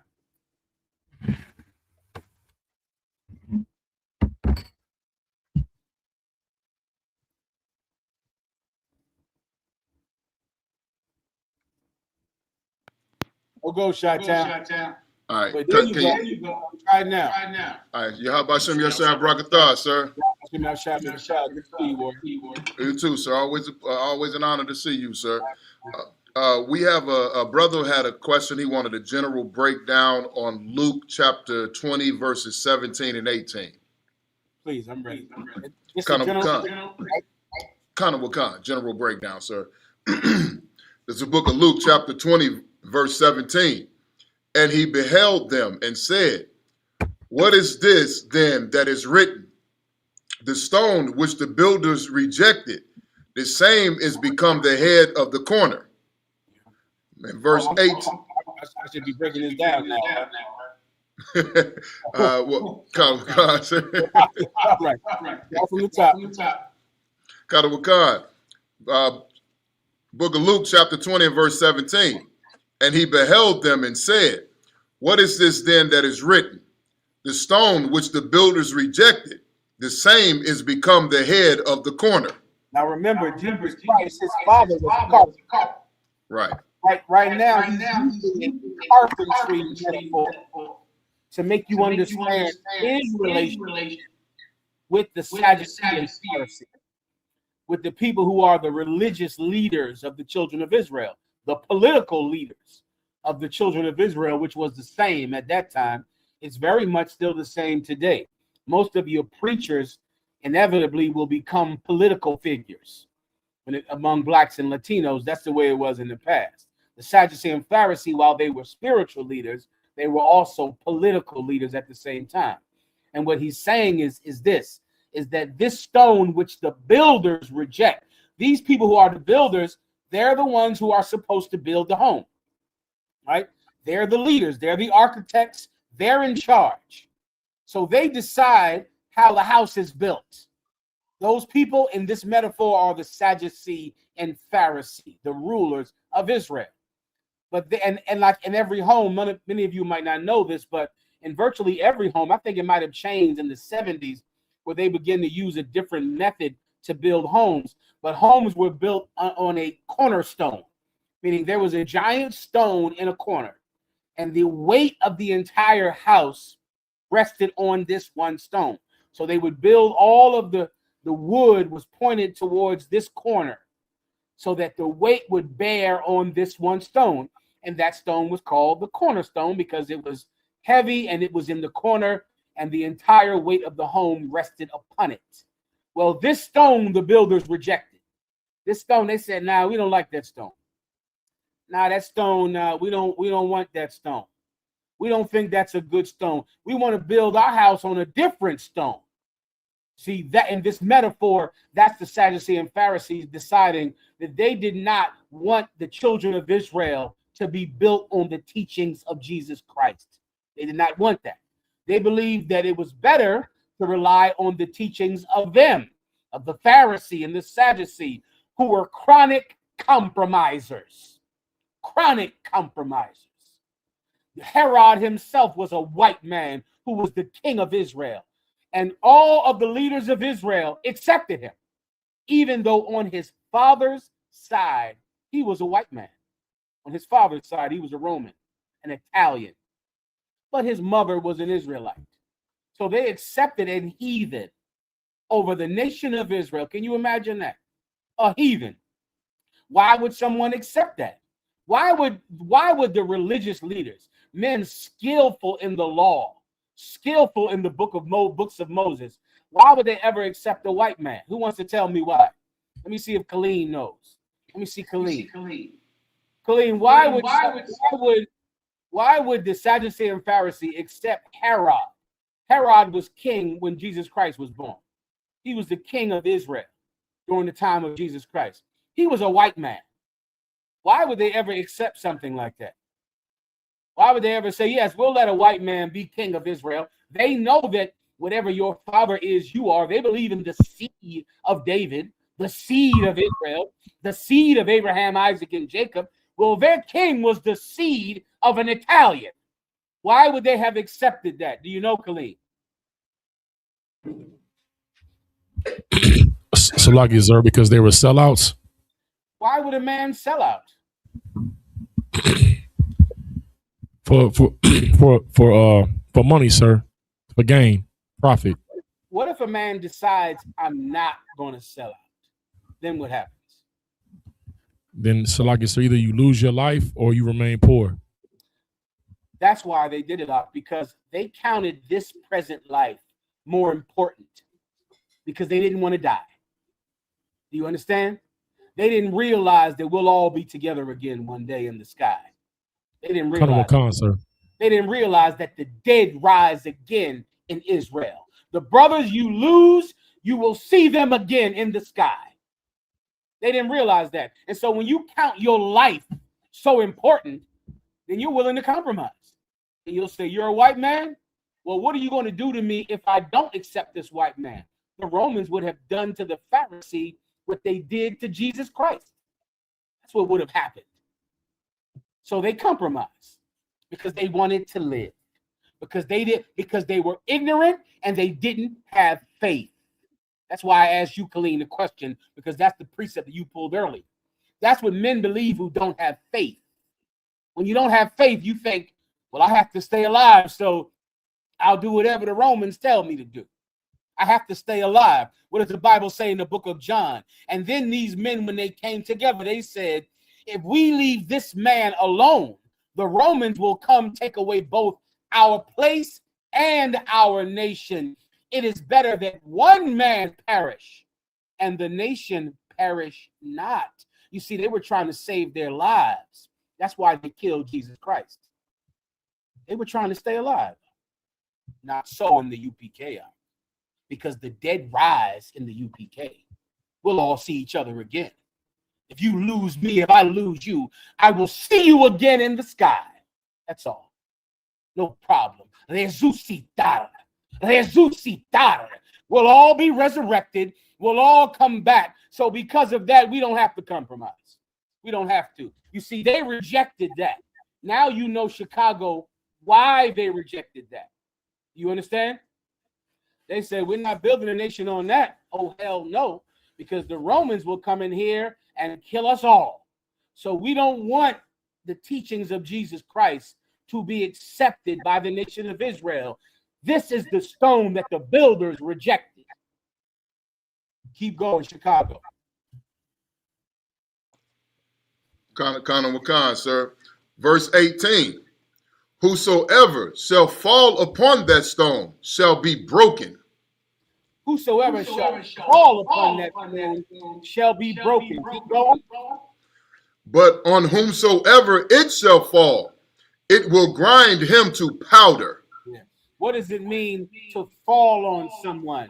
Pagaibawa, Hebrew Academy graduates. Pagaibawa, meaning this. This is a pretty hard stone now. If you try to fight this stone, you're going to be broken in pieces. And if this stone falls on you, it's going to grind you into powder. That stone they didn't want. That's why they didn't want it. Do you understand, Chicago? That's why. Because this stone doesn't compromise. It's telling you why they rejected this stone. This is a stone that if you try to fight this stone, you get broken in pieces. And if this stone falls on you, it grinds you into powder to make bread with. This stone is so rough, the Sadducee and Pharisee wanted nothing to do with it because this stone fights back. This stone fights back, and the Sadducee and Pharisee were pacifiers. They were just like your Christians of today, your Muslims of today. They were pacifiers. They were men that thought that their own life was more important than God's will. And they didn't want the nation to be built on a rock that fights back. Do you understand? No, they didn't want that. Continue. So Salaki, sir, that was it for the scriptures the brother asked for, sir. What's your breakdown? Count with the water, sir. That was glorious. No sign Christ. All right, you got it. Next. Colonel Khan, sir, we have some more questions in the comments. Brother Isupk United Kingdom asks, Shalom, General. Could I please get a breakdown on Genesis 28 and 18? Muslims try to use this scripture to justify honoring a stone. All right. Okay, Muslims. All right. So once again, Muslims are idol worshipers. We talked earlier in class today about polytheists, right? Many polytheists are also idol worshipers. The Roman Catholic Church, they worship idols, they worship statues and crucifixes. And a weird thing I've been researching this week heavy that the Catholics worship are called relics. Do you know about these relics, Ephraim? I've heard, sir. Oh boy, these relics are just toes, just a box full of toes. I mean, a finger, like some finger, and the Catholic will say, well, this is the finger of Saint Michael. This is the finger of Saint Ignatius. And the whole church, they build an entire cathedral on a big toe bone, a skull, a finger. Oh, they're Draculas. And many of those churches over there in Europe are all built at the center of the church. It'll be a tiny box with a big toe, with a finger, a skeleton, a little finger, and it's called a relic. You can look it up. They're idol worshipers, and they turn some random bone that they got from some random dead man, and they say, this is Saint Benedict's pinky toe. And they will build a gigantic cathedral to worship that pinky toe. They're idol worshipers. You Muslims, you're idol worshipers as well. You worship a rock over there in Mecca, the black stone called the cobblestone in Mecca. I'm assuming you're pulling some precept in the Bible to say that the Israelites would worship an idol. You can give me in the Apocrypha where the Lord said, we will never worship an idol. It is unlawful for Israelites to worship any idol at all. I'll read your precept just to help you out. All right, go ahead. Colonel Khan, Genesis 28 and 18. And Jacob rose up early in the morning and took the stone that he had put for his pillows and set it up for a pillar and poured oil upon the top of it. Is that all you got, Muslims? I'm sure there's more. Is that it? That's the verse, sir. Let me tell you, General Mahayaman rose up early this morning and he took a cast iron pan and he did put butter therein. And he did crack 2 eggs upon it. and thus he did eat. That's what this is talking about. This is he put. Why do you think he put oil? It sounds like he's making an altar that they would burn animals on, cook animals on, a giant cooking surface to cook lamb on. That's what we're talking about right here. It's like you getting up in the morning and getting a pan from under the sink to crack 2 eggs on. It's not my God. I'm not going to worship it afterwards. I'm going to use it because it's a flat surface, because the stones conduct heat well. I can heat up a stone and get some good cooking surface out of that stone, just like a cast iron pot or a cast iron pan that the old ladies, the old women used to have to cook biscuits on. It's a cooking surface. It's not a God. If that's his precept, like, give him the precept about idols, not worshiping any goddamn thing at all, ever. Give me any precept. They're all over the place. Just find one and give it to the brother. You Muslims out there, you're worshiping a rock. A rock. And that's why you have to get on a plane and go kiss that rock, because he can't get on a plane and come see you. That's why. That rock is stuck over there under that sheet in Mecca. And of course, it cost about $5,000 to go over there and kiss that black rock. Give me the video. Give me the video of the Muslims kissing the black rock and the security guards pushing them off. The security guards won't let you tongue kiss the rock. The security guard will let you kiss that rock. Just 1 or 2 smooches. Then you got to go next. And they're pushing the people off the rock because those Muslims are trying to French kiss that Arab rock until they make a baby. They're trying to get that rock pregnant. All right. Is there anything else? So I'm gonna see if I can pull that video up. All right, you look. If not, do we have any other questions? So we do. Brothers can find it on their own. Y'all can go find them kissing that rock over there in Mecca. What else do you have? Yes, sir. Officer Nwanya Allah asks, Shalom, General, with your wisdom, can I get a breakdown on Revelations 13 and 17? Fake Israelites say to buy or sell means the mark is a chip, sir. All right, go ahead. Read it. Con. Revelations chapter 13 and verse 17. And that no man might buy or sell, save he that had the mark, or the name of the beast, or the number of his name. All right, so what is he saying that fake Israelites are saying? That the buy or sell means that it's a chip. Okay, why? What about this means a chip in your hand or your forehead?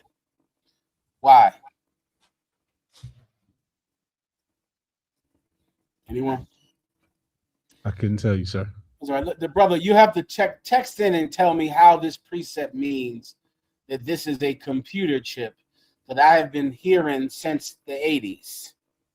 I was told the computer chip was going to come out in 2005. That was the last one I remember when they said, this year in 2005, the computer chip is going to come out. You know who was saying that?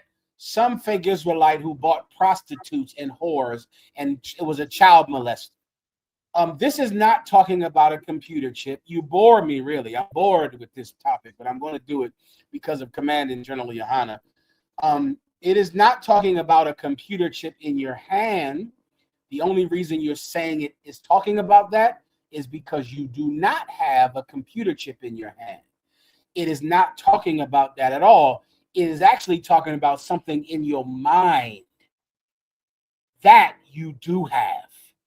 And that's why you want this precept to be about some injection of a computer chip in your hand and in your forehead, because you don't have that. But the philosophy is in your mind already. How do I know it? Because you already molest children. You already eat pork. You already eat shrimp. You already rape women. You already are a sexual deviant. So you don't want the mark of the beast to be something in your mind that you think. You want it to be something physical so that you can say, I don't have that. What you're going to realize one day, and it's hard for you because you're a sexual deviant, is that what you think is what is destroying you. That's what's destroying you. Not computer chips, not laptops and cell phones, but the ideas that you allow to live in your mind. That's why you molest those children. That's why you do it. Let me show you something that might help you out. And this goes into the Bad Bunny thing. Ephraim, show me Bad Bunny being the worst LGBT person in the world. Do you have that for me? Now, this is going into the microchip. If you want to understand what this breakdown is about right now, this is about the mark of the beast. I'm going to give you another level of the mark of the beast breakdown right now. First, I'm going to show you Bad Bunny. Bad Bunny has dressed up like a woman many times. He's dressed up like a homosexual many times. Is he a gay? I assume so because of the way he dresses. That's all I could do. But let me show me Bad Bunny in his worst deviant, perverted, homosexual attire. Let Ephraim get it, and then we'll break it down, all right? Put it up. Ephraim, at the same time, once that's done, give me the other one of that child molester. The one with the 2-year-old. You know what I'm talking about? Yes, sir. Everyone stand by. Ephraim, we're coming to you right after this, all right?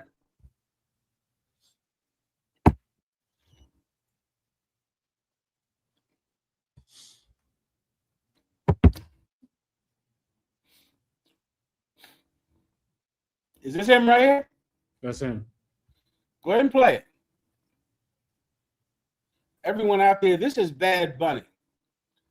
Bad Bunny, this is him dressed up like a woman or something like that. That's him right there. Dressed up like a sodomite with fake breasts, fake hair, eyelashes, in a dress, and high heels. Clearly a homosexual, clearly a sexual deviant, clearly a sodomite. Someone you will know to stay away from. He's a man dressed like a woman. He is vile and disgusting, and you should never do what he does. Now show me the other video.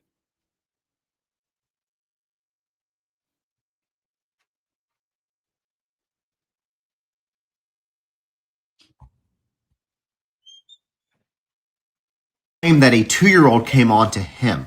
That is one of the most disturbing sentences that I have ever said out loud. And if you think it's bad already, wait. Richard Lee Bell tried to justify abusing a toddler by saying that she initiated it. Despite that, Travis County, Texas let him walk right out the door. By the way, make sure to hit that follow button because there's more to this story than I can fit in one video. So Richard, who was the mom's boyfriend, abused this child from the ages of 2 until 7. 5 years of trauma, grooming, manipulation, and fear. He was indicted on 9 felony charges, continuous essay of a child, 6 counts of aggravated essay, and 2 counts of indecency with a child. But instead of those charges, the system let him plead guilty to injury to a child and gave him 5 years probation. No prison time. He is on the registry, but he gets to be free.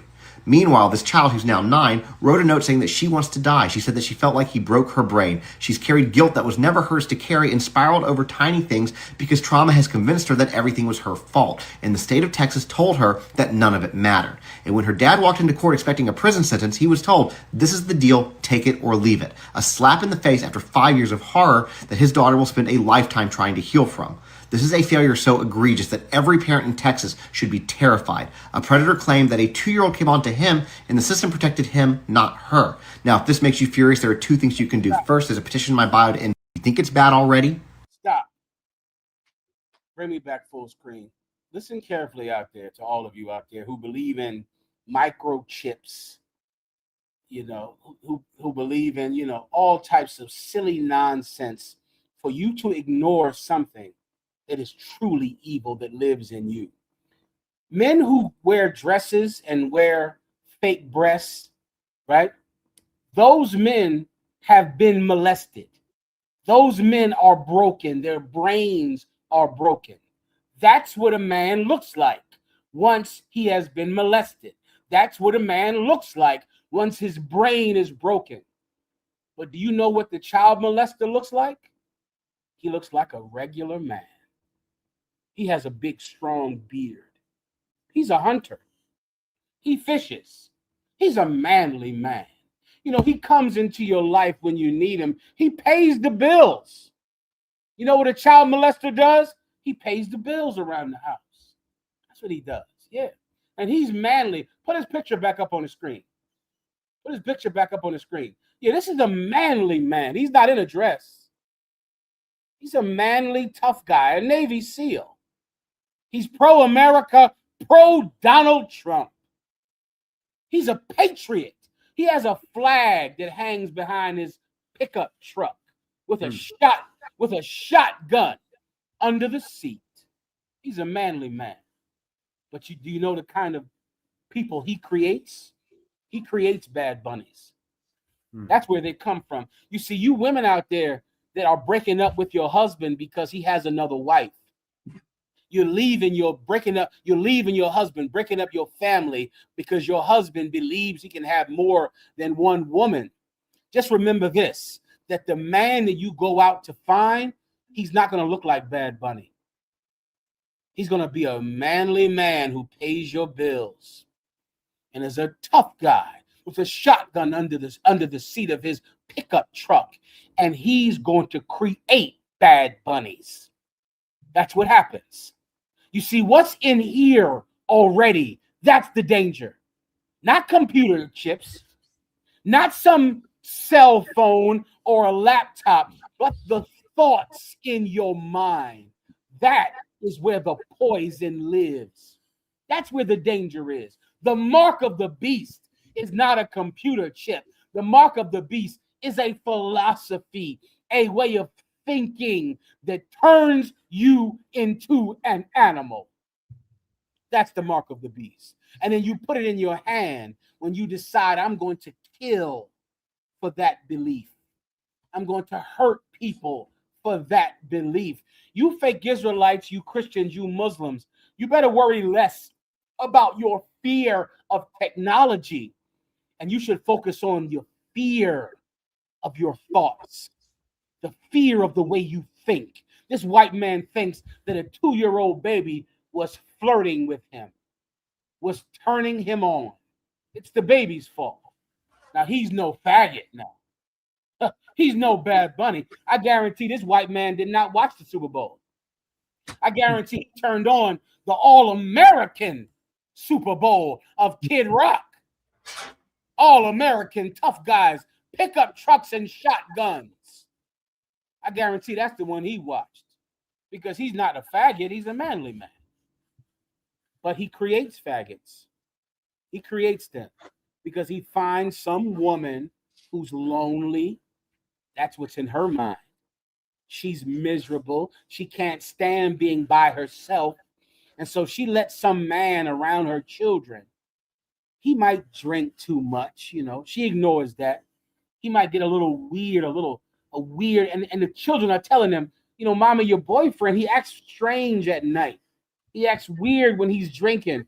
Oh, baby, just shut your mouth. He's helping out with the light bill. He's helping pay the bills. Shut your mouth. And you beat your daughter and beat your son when they're telling you about this man and how he acts strange when you're at work. You see, he doesn't look like Bad Bunny looks, but he's the reason that people look like Bad Bunny. Him. That's the mark of the beast. Your thoughts, your thinking. That's the mark of the beast. I pray you understand. Oro por tu entendimiento. Anything else? Sir, that's all on that. Can I go to Ash? Do we need something else? Sluggy, sir? Can I go to Ashaparim or do we need something else? Come. Let me see Ashaparim up here now. Where's he at? Come on, Ashaparim. Hey, Shalom. Shalom, sir. Ashaparim, speaking of Bad Bunny, please give us your account of what's been happening this week with you and Bad Bunny. As you know, they said Bad Bunny was going to do the Super Bowl. There was an outrage about it. There were some people, of course, that brung up Bad Bunny's obvious sexual misconducts and the way he dressed and his homosexuality and his promotion of cross-dressing. Then, of course, they talked about how Bad Bunny was helping out the island of Puerto Rico and was trying to protect people from being taken by ICE agents in America. So please, Ashaparim, give us your account, your perspective, your breakdown on the Bad Bunny Super Bowl situation, please. Yes, sir. Khan. So I saw the whole. Obviously, I saw the whole thing, and I know a lot of people didn't like because he did everything in Spanish. But people in the United States tend to forget that it's a territory. We've been citizens since the early 1900s, since the First World War, and of course, America doesn't grasp the fact that part of your empire you have Spanish-speaking citizens. That's all they know. So Bad Bunny put on the show, but as he did what he did, he was showing different things about what is going on in Puerto Rico. For one, we've seen the light poles, because currently we've been having situations with the grid. I've learned today that the reason why we're having situations with the grid was because the light wasn't intended for the regular population. It was actually set up for the corporations like GM, like Ford, like those big multi or international companies to go in and profit off of the island because of the tax credits. And because now we got a current light company called Luma. Luma is just another collaboration between America and Canada, of course, setting up their infrastructure, hiring people that didn't know. They were hiring anybody just to put people on the staff, bus drivers, people who never worked on electricity, school teachers, whoever wanted a job, they got a job. And of course, because of that, consistently, we've been seeing power outages, sometimes even for months. The last time I can remember a situation like that under the AAA, which is not the AAA, the Authority of Electric Energy, back in the day. Yes, we did have power. We did have power shortages, but they were far and wide until Luma. Now, that's what people have to deal with. In addition to that, of terrible service, the light bill, they pay more than what people pay over here in the United States, which is crazy. So Bad Bunny was putting that on display. Bad Bunny was also showing, in terms of how things have gotten, that there was a scene where they showed the females building a wall, and that wall represented at the time when females were told to go into the factory, sisters to go into the factory under Operation Paperclip, right? And under Operation Paperclip, what happened was that they were forced, because they wanted a job, you had to get sterilized, or else you could not get this job. Okay, we seen all the sugar cane. That sugar cane represented at the time when after the U.S. went in at the end of the Spanish-American War. Spain lost Cuba, Spain lost the Philippines, Spain lost Puerto Rico. America decided, well, you know what? We're going to give Cuba their liberty. We're going to give Spain their liberty. We're going to keep, not Spain, Philippines, but we're going to keep Puerto Rico. Why? Because it allowed them to put military bases there, but also exploit the people. Once upon a time on the island, Spain, before America took over, was allowing us to be semi-autonomous, where we can have our own government, our own currency. And at that given point in time, our money was worth more than theirs. But of course, America being the way it is, once it took over, it devalued the money, put people into debt. Since they could not pay the debt, all the land went to the banks. The banks in turn worked with the sugarcane conglomerates. They set up the sugarcane there, because at the time, sugarcane was also a high-end commodity. Later, they became known as Crystal Sugar. Today, we know them here on the mainland as Domino Sugar. Okay, so Bad Bunny was making a point of that as well. I know everybody's seen that scene where the Sioux sisters are doing the nails. And you recall, General Mahayaman, that I told you about? It was a time in Puerto Rico where the sisters were seeing that, these Asian ladies doing the nails, and they was like, hell, we're going to learn that too.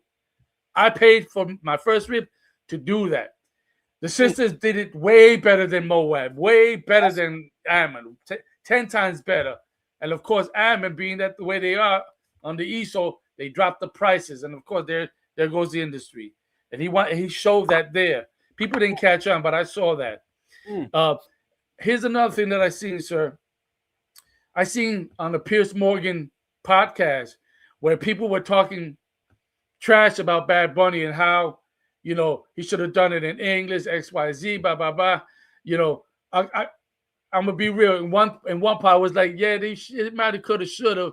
But then I started saying, man, that's all excuses, because people could have just picked up their smartphone, turned on the sub, and would have understand everything that he said. So, and then one dude clearly said, well, he named all the flags of South America, the Caribbean, but didn't the American. Yes, he did. Because if you look at the end, when he ended the show, before he said Puerto Rico, he said the United States. And then he ended with Puerto Rico. So it's really the hatred, as we see today, for Latinos. The same hatred that we see for so-called Black Americans and West Indians and Haitians of today. It's the hatred that other empires had towards us.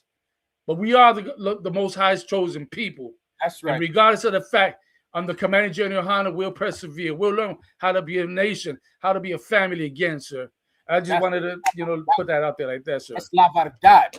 That's correct, Doc. Go ahead. Come on. And that was it, basically. Sir, I just gave it in a nutshell based on what we've seen there.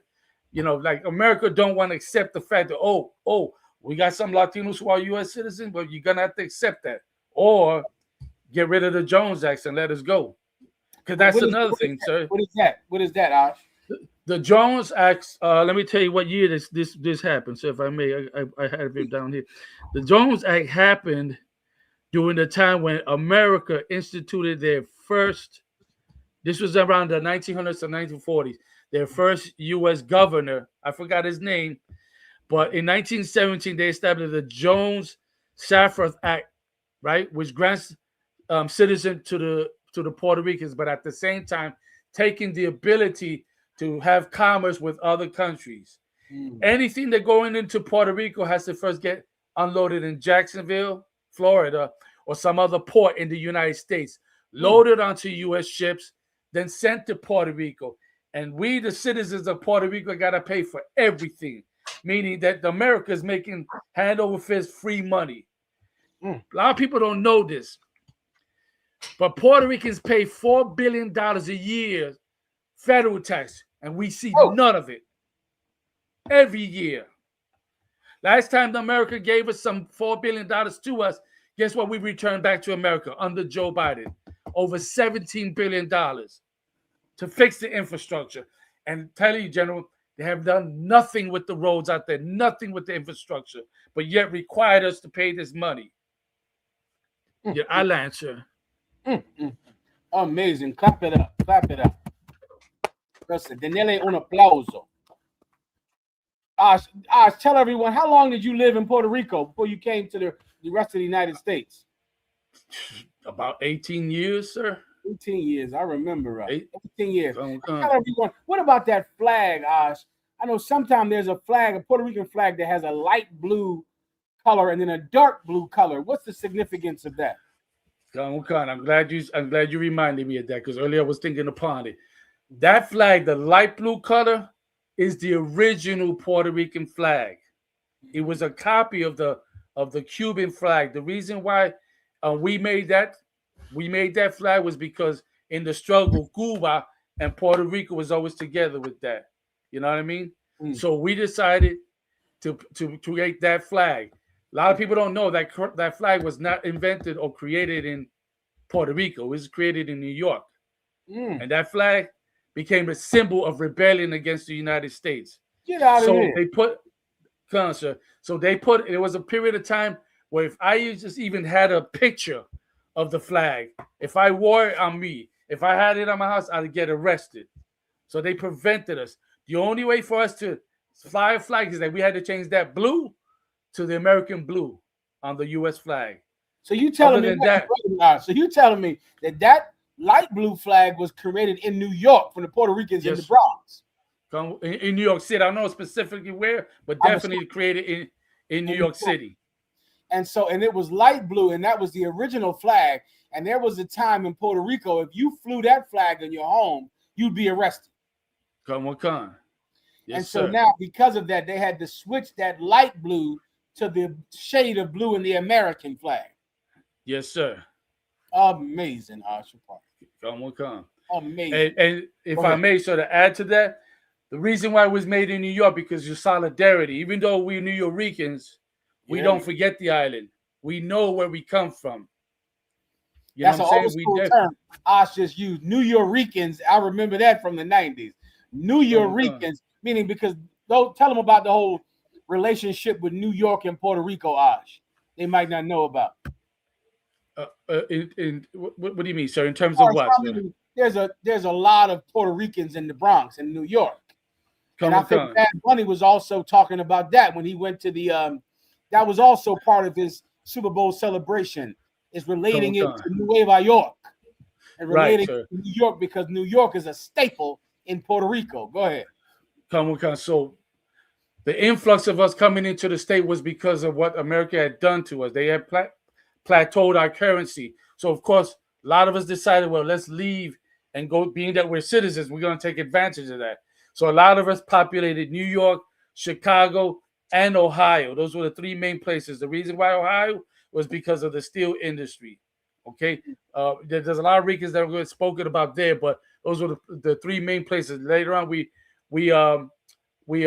spread out. But in New York, we built the culture based off how we lived on the island, and of course, we had to deal with the challenges of America. And a lot of us was like, I grew up in, of course, you already know, sir. I grew up in the Bronx, Right. and in the Bronx, at the time I grew up at. What part of the Bronx, Ephraim? I'm originally my elementary years were in the South Bronx, and then later on I moved to, I want to say Crotona Avenue 183rd is where the breakdancing group Rocksteady's from. I lived right on that same block, but I was in my teens into my late teens and early 20s. But during the time in my elementary years, sir, we had spent a time in that town, which was close to the Hunts Point Market. If I look to my right, all the abandoned buildings. I remember seeing how these people were kicking families out of the homes. I literally seen abuelitas, abuelos, tios, business. Let me translate. Grandmothers, grandfathers, uncles, babies, sir. Babies, okay? Let alone their fathers, their parents. In the dead of winter, we know that the winter time in New York City can be brutal. In the dead of winter, kicked out because the landlord wanted them out.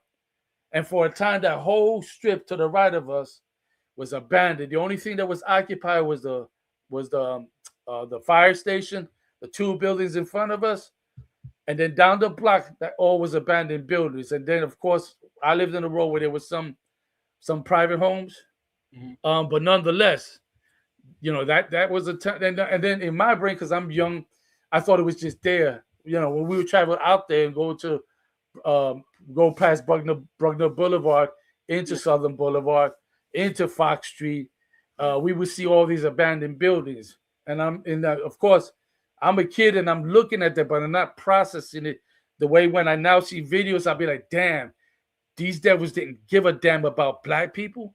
They didn't give a damn about Puerto Ricans. They didn't give a damn about none of us. And this is the thing that we have to endure.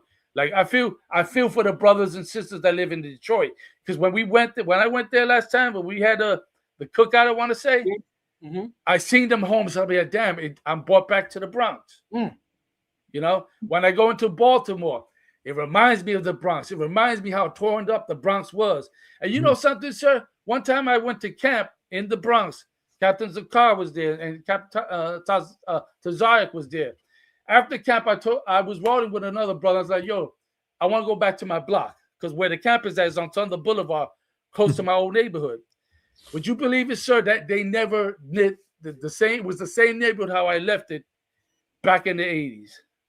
Nothing's changed to this day. So a lot of us, that poverty that we seen in the New York City and in the States, that was back home too. So we had to make do in Puerto Rico. I'm gonna tell you, sir, the last time I went to Puerto Rico last year, guess what I saw? A lot of people don't know because they don't talk about it. There are still locations in Puerto Rico where they have not fixed the infrastructure since Hurricane Maria. You dig? And yet it's still the U.S. funded us to fix infrastructure. Like, we got a terrible government out there. But once again, just like how you mentioned about our leaders during the King era, we got the same situation in Puerto Rico and outside of Puerto Rico, of course. You know, because they don't want to do what's right by the people. No sweat. No sweat. Price is coming. Price is coming. So I land. Give him a hand. Denele un aplauso. Don't worry. Let me tell you, all that means is this. Nosotros solos. We'll do this on our own, Ash. That's all. That's all. The government of America won't help the chosen people of God in Puerto Rico. Nosotros solos. We'll do this ourselves. And that's what Jesus Christ wants. Shout out to Sister Tazaliah. She's reminding me of something out there out in Philadelphia, the Badlands. You know, I grew up in Philadelphia, Ash. Yes, sir. And there's a place we always call it the Badlands, which is where the Puerto Ricans live in Philadelphia, out Indiana Avenue. And it's called the Badlands, and it is devastated. It's always an absolutely devastated area where, you know, the police just go down there and harass them constantly. And Puerto Ricans down there speak Spanish exclusively. They don't even speak English in the Badlands of Philadelphia because they're down there and no one helps them, and they're doing it by themselves.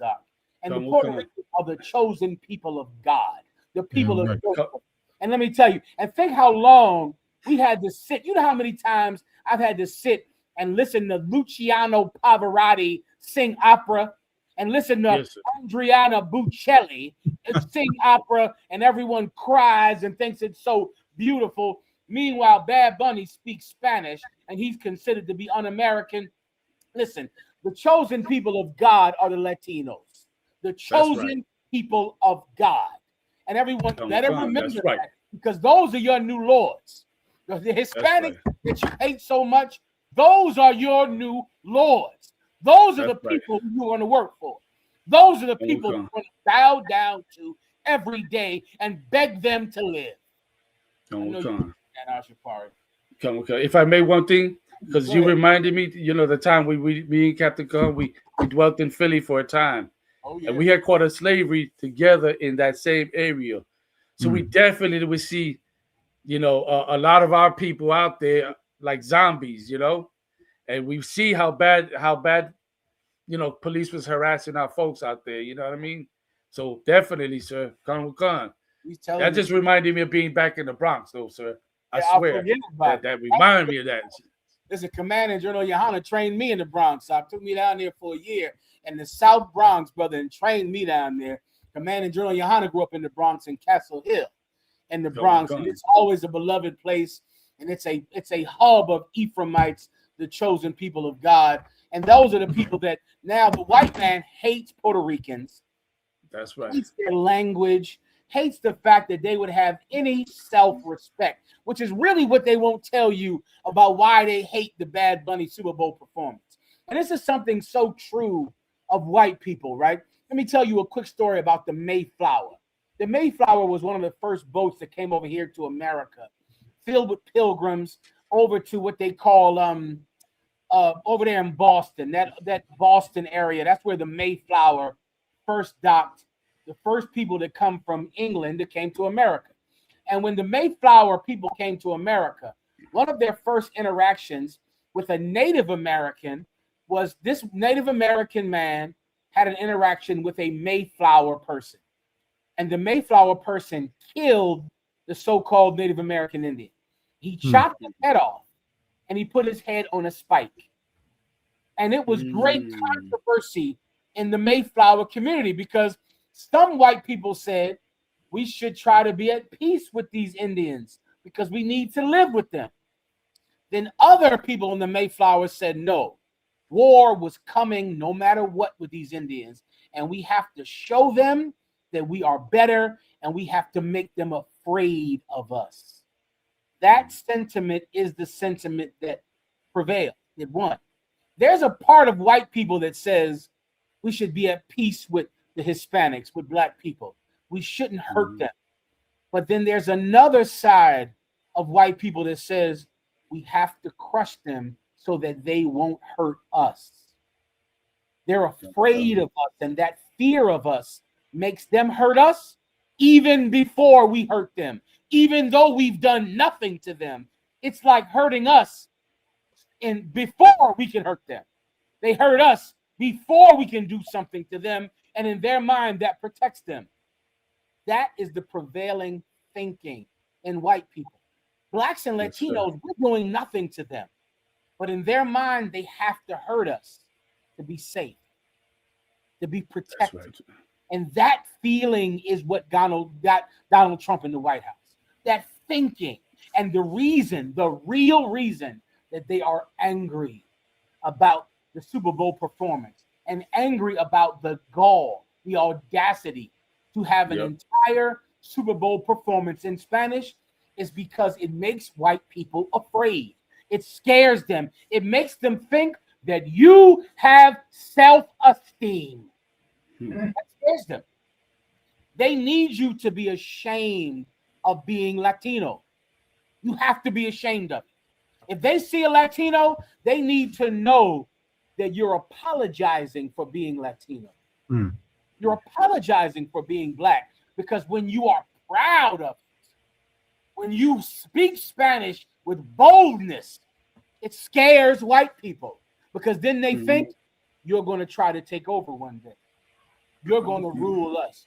White people, listen very carefully. If you want to live, if you want to survive, not only must you accept self-esteem, self-respect from Latinos, you have to actively support the ascension of Latinos as your new lords and masters.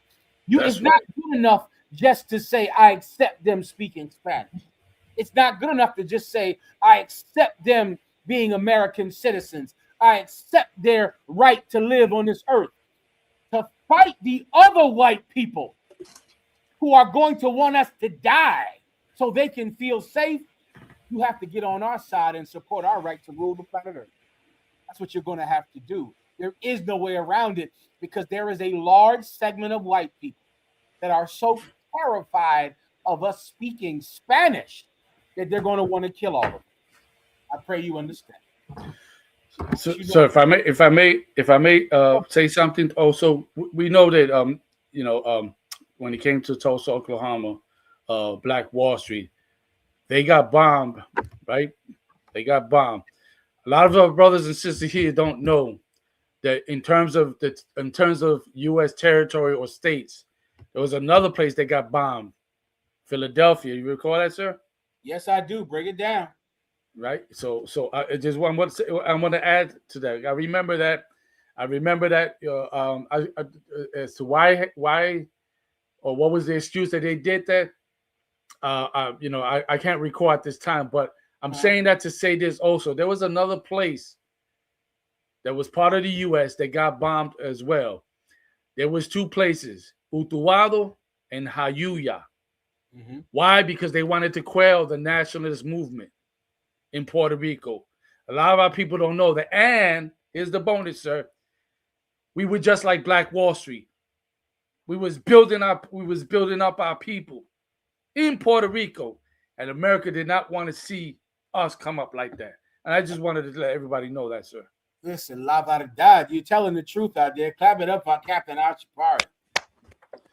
He told the truth. I was going to get you one more time for Villegas. Can you break that down? Oh, Vieques. Yes, Vieques. Vieques. Yes, sir.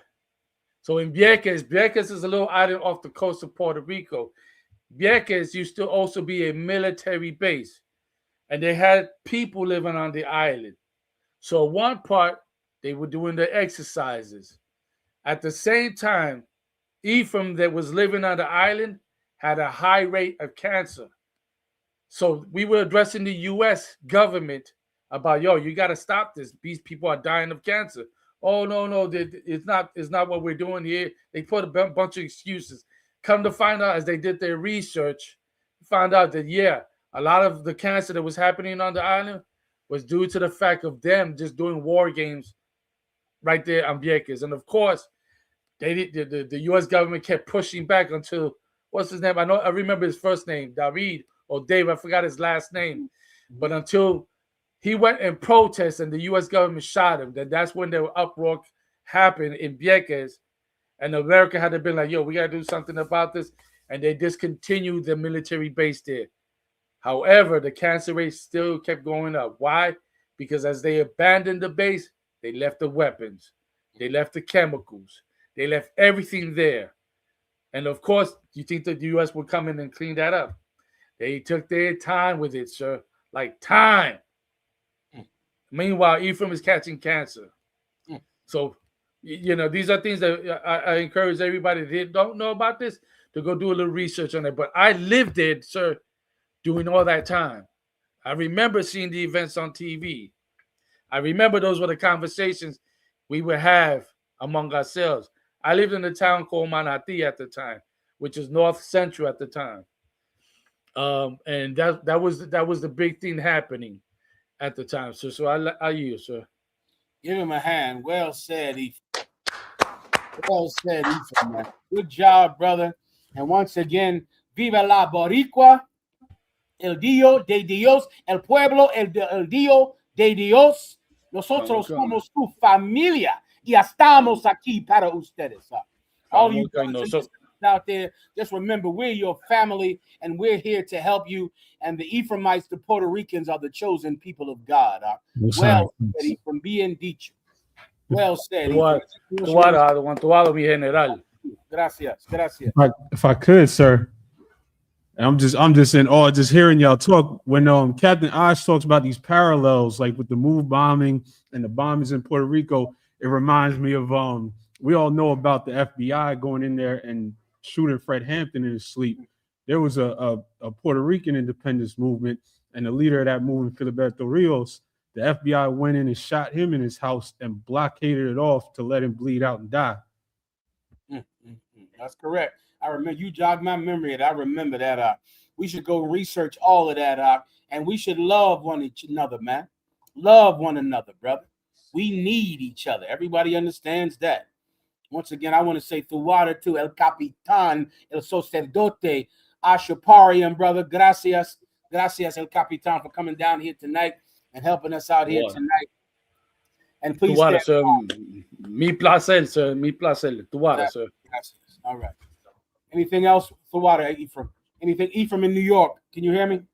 Come on, sir. It might be a good time for this video. All right. Did it? It took them, 6 centuries, 7 centuries to pull this off, but they ultimately do it. But in the process, somebody sat down and went, "Who here is purer Christian than the next person?" And they were like, "I don't know how to tell that." It's not like they had, genealogy traced back for 700 years.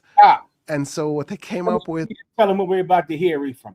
What you're about to hear right now is, in essence, the birth of colorism racism.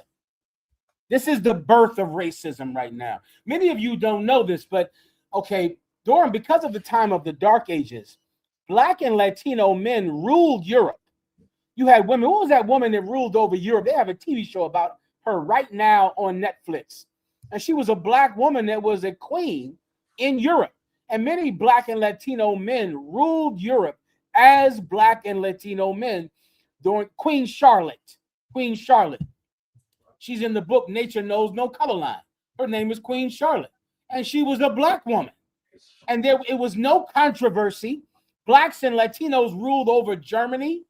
Rule of the patron saint of the Catholic Church is Saint Maurice. His picture hangs in the Vatican, and he is the patron saint of the Catholic Church today. And his name is Saint Maurice because he's the Black saint. Black people ruled Europe. There was no racism. Nobody cared what color you were at all. What color you were, it didn't matter. That's really something that America invented, caring about whether you were brown skinned or not. But this historian, he's going to explain the birth of racism, the birth of when people said, It matters whether or not you're brown skin.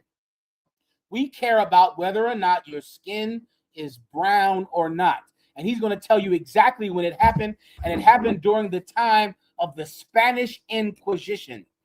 Because during the time of the Spanish Inquisition, they were at war with two people, with the Jews and with the Muslims. Now just remember that. And then I want you to watch this video from the top. And I want you to make the obvious conclusion that racism began. Go ahead and play it. They systematically did it. It took them, 6 centuries, 7 centuries to pull this off, but they ultimately do it. But in the process, somebody sat down and went, who here is purer Christian than the next person? And they were like, I don't know how to tell that. It's not like they had, genealogy traced back for 700 years. And so what they came up with was Arabs are darker. So if you're darker skinned, you have more Jewish and Muslim ancestors. If you're lighter skinned, you have more Christian. Say what again? Bobbity bobbity baba. Play that one more time. Wait a minute. Hold up now. You see, they wanted, remember, the Spanish Inquisition wanted people to be pure Christian. They wanted to know that you were a Christian, you were a crucifix, God the Father, God the Son, God the Holy Spirit Christian. Mary didn't have sex Christian. How could they know? They can't read your mind. So how could they know who was pure Christian? They thought of something. It took them about 700 years to accomplish it, but they started something 700 years before this. Play it again.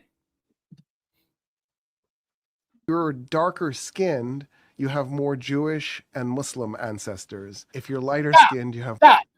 This is what the Spanish Inquisition decided.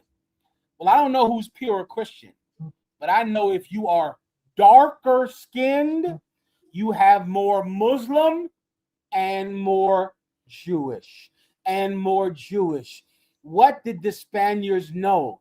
The Spaniards knew that the Jews were the same color as the Arabs. The Spaniards knew that the Jews were black. They knew it. So they began to say, since we hate the Jews, whoever is darker, we'll hate that person. Because if you're darker, that must mean you're closer to a Jew. If you're darker, that must mean you're closer to the Arabs. What does that tell you today? 700 years ago, they knew the Jews were black. They knew it. They started racism to erase the black Jews. They wanted to get rid of the black Jews. They couldn't tell, so they said, let's just get rid of the darker people because we know the Jews are black. So if you're darker, then you must have some Jew in you. If you're darker, you must have some Arab in you. And that is how they did the Spanish Inquisition. They knew the Jews were black. I'm going to play it one more time so you can hear it and listen to this historian say racism came from getting rid of the Jews who were darker. Racism exists because they wanted to get rid of the Jews who were darker. Go ahead and play it. Ultimately do it. But in the process, somebody sat down and went, who here is purer Christian than the next person? And they were like, I don't know how to tell that. It's not like they had, genealogy traced back for 700 years. And so what they came up with was Arabs are darker. So if you're darker skinned, you have more Jewish and Muslim ancestors. If you're lighter skinned, you have more Christian ancestors. No way. And that's where the whole whiteness conversation came from. They systematically did it. It took them, whiteness, the whole term whiteness, the whole term being white was them trying to exclude black Jews. They were trying to get rid of black Jews because if you are darker, you must be more related to the Jews because the Jews were black. The Jews were darker. They knew that. So they created whiteness because if you were white, then that must mean you are not closely related to Jews who are darker. Jews are black. Everyone knew they were black at one time. They invented whiteness to fight the black Jews. They invented it. It was a way just to say, well, I know he's not a Jew because he's white. I know he can't be one of those dark Jews. Give me Adolf Hitler. Adolf Hitler put this sign up. This sign came from 1943, occupied France. You have, it might be hard for you to find, too hard. Adolf Hitler put a sign up saying, don't listen to jazz music, because jazz music is the music of the black Jews. Do you have that, Ephraim? Do you know what I'm talking about? So let me see if I can find it real quick. It might be too difficult to find. I got to move on. But Adolf Hitler was killing so-called Jewish people for the same reason. That's, many people don't tell you that that's the reason that Adolf Hitler hated white Jewish people, because in his mind, they were polluting the white race by mixing them with black people. They were mixing the white race with these black Jews, because Adolf Hitler was Catholic.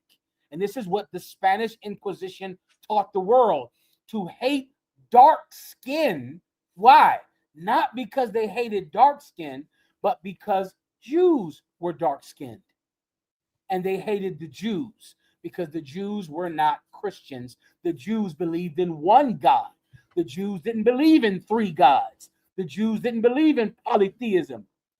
So they hated black people because they were Jews, and they created whiteness to fight black Jews. This is a sign that was hanging in German, Hitler, Nazi-occupied France in the 1940s. Read the bottom of that. I can't see it big enough. It's in German, sir. Oh, shit. Okay. You want me to give it a shot? Give it a shot. It's in who out there speaks German? Somebody out there speaks German. Go ahead. No, that's all you, sir.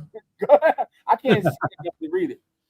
Eine Abrechnung von Staatsrat, Dr. And then I guess that's the author, Dr. H.S. Ziegler. Anyway, I can't see it enough to read it, but I remember what it said before. It said Sfatsa. Sfatsa means black. Sfatsa. It's telling you that jazz music is black Jew music. And that's why Adolf Hitler and his propaganda unit put this picture up of this monkey, the same way Donald Trump this week put up a picture of Michelle Obama as an ape. As an ape, he did that this week.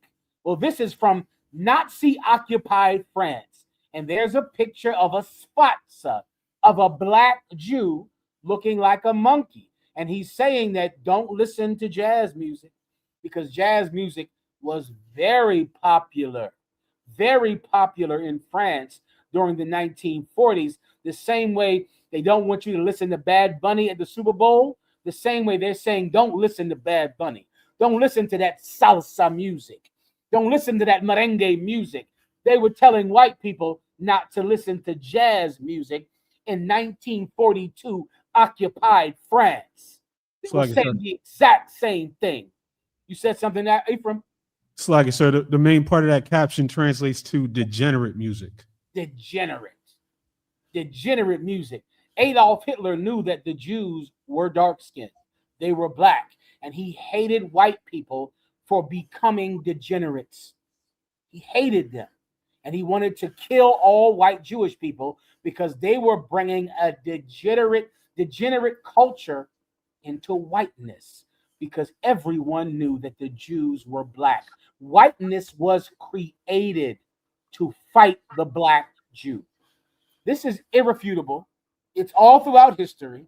It's right here in front of your face, and it's why they hated Bad Bunny's Super Bowl performance.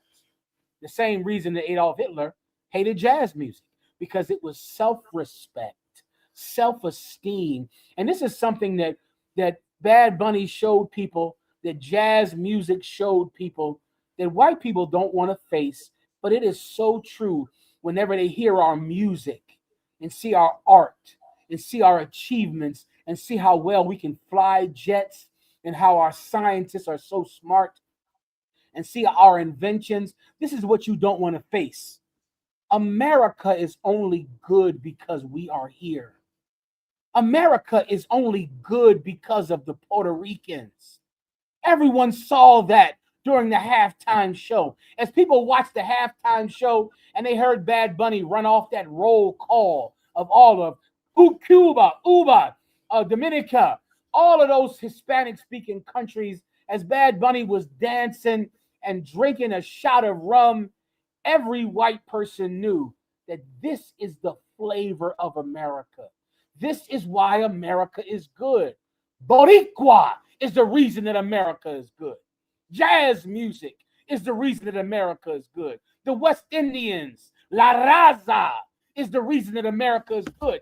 They don't want you to show your beauty, to show your art, to show your intelligence, because it will make other white people feel inferior in your presence. And that's what jazz music did in 1941 to Adolf Hitler, and that's what salsa music did Super Bowl night.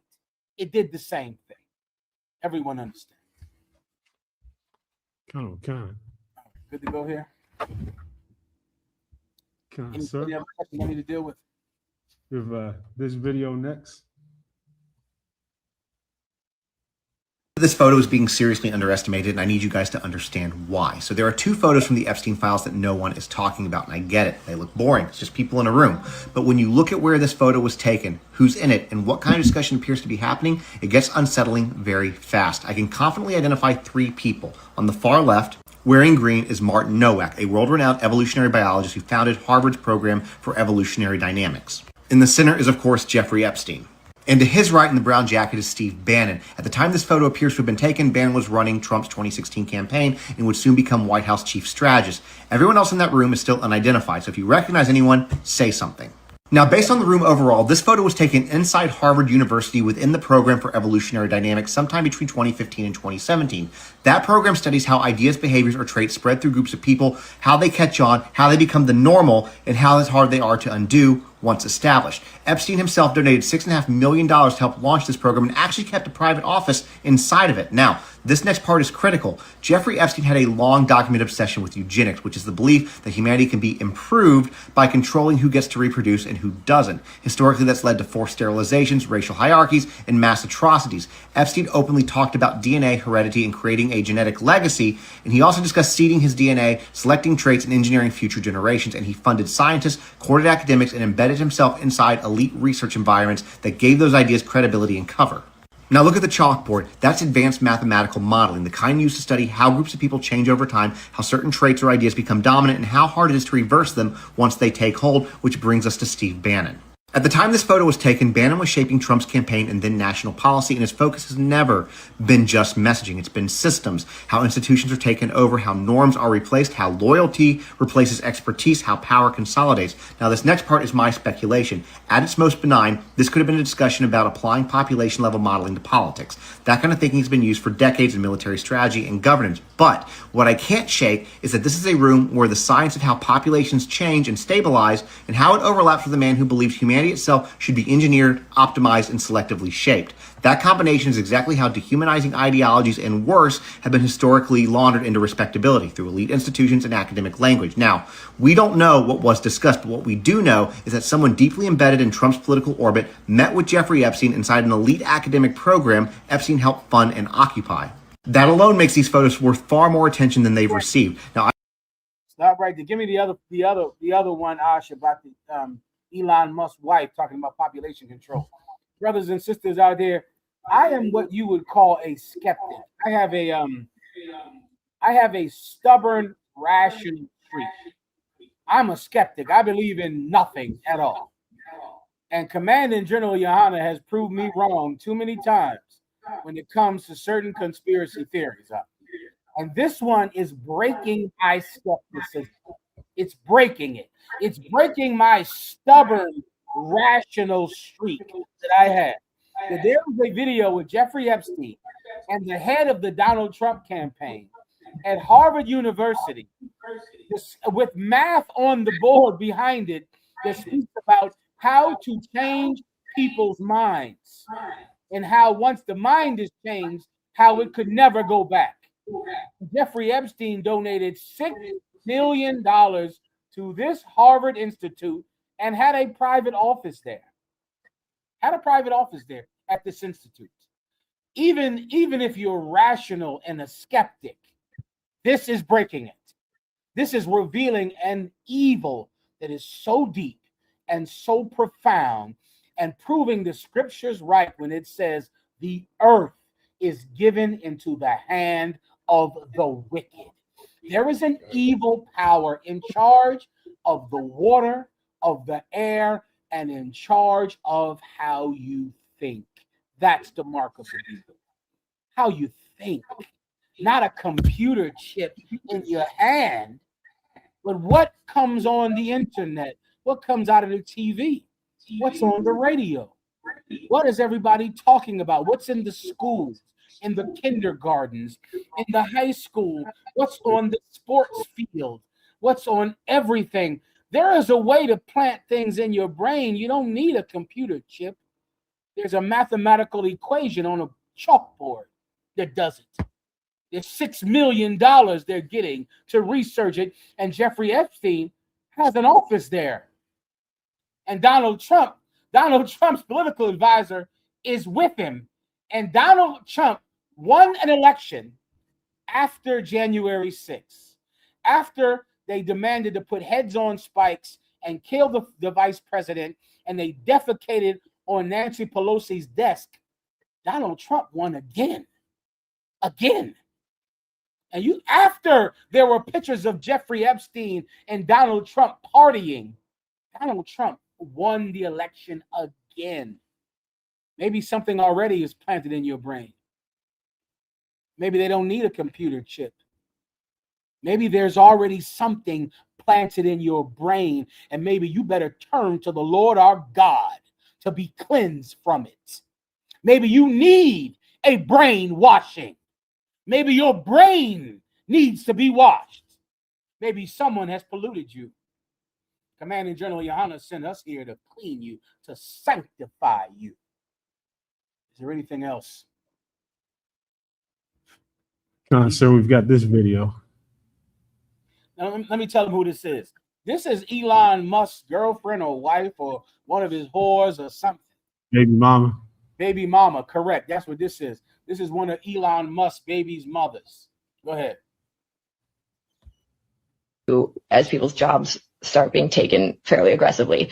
Luckily, there's a massive population drop coming, so. That is everybody's favorite millennial manic pixie dream girl, Grimes. Also, Elon Musk's prime baby mama, I think, giving away the ghost. She is in the room with the people who are deciding what is going to happen in the world, and particularly North America. And she has been in those rooms for a long time.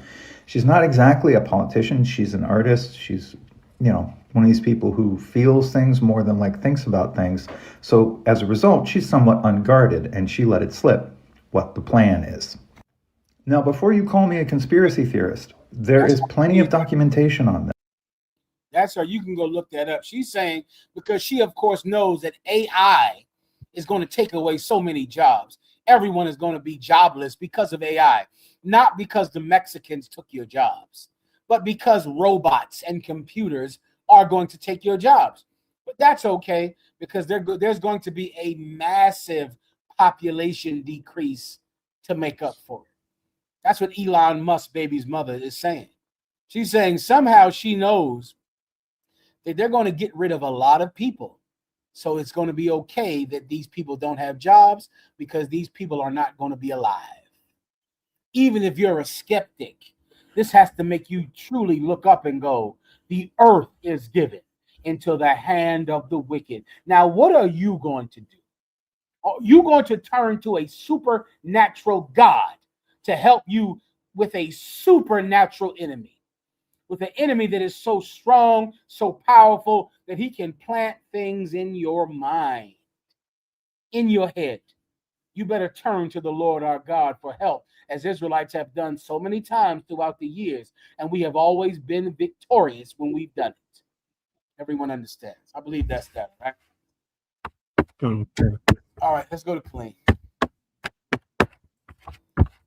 Clean, Texas, are you with me? Gun on one con, sir.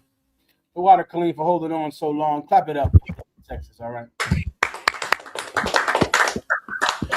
Salaki, sir, there's a question in the room from a sister. Please. Oh, Salaki, sir, go ahead. Salaki. It's all right, Colleen. I'll answer it. It's all right. Go ahead. Khan, there was a question in the room from a sister. She basically wanted to know the breakdown of Philippians 3 and 14. She wanted to know what is the high calling. I'll read it real quick, sir. Salaki, give me a moment. Unless somebody can pull that for me, Salaki. If anyone has it, please read it, okay? Philippians chapter 3, verse 14.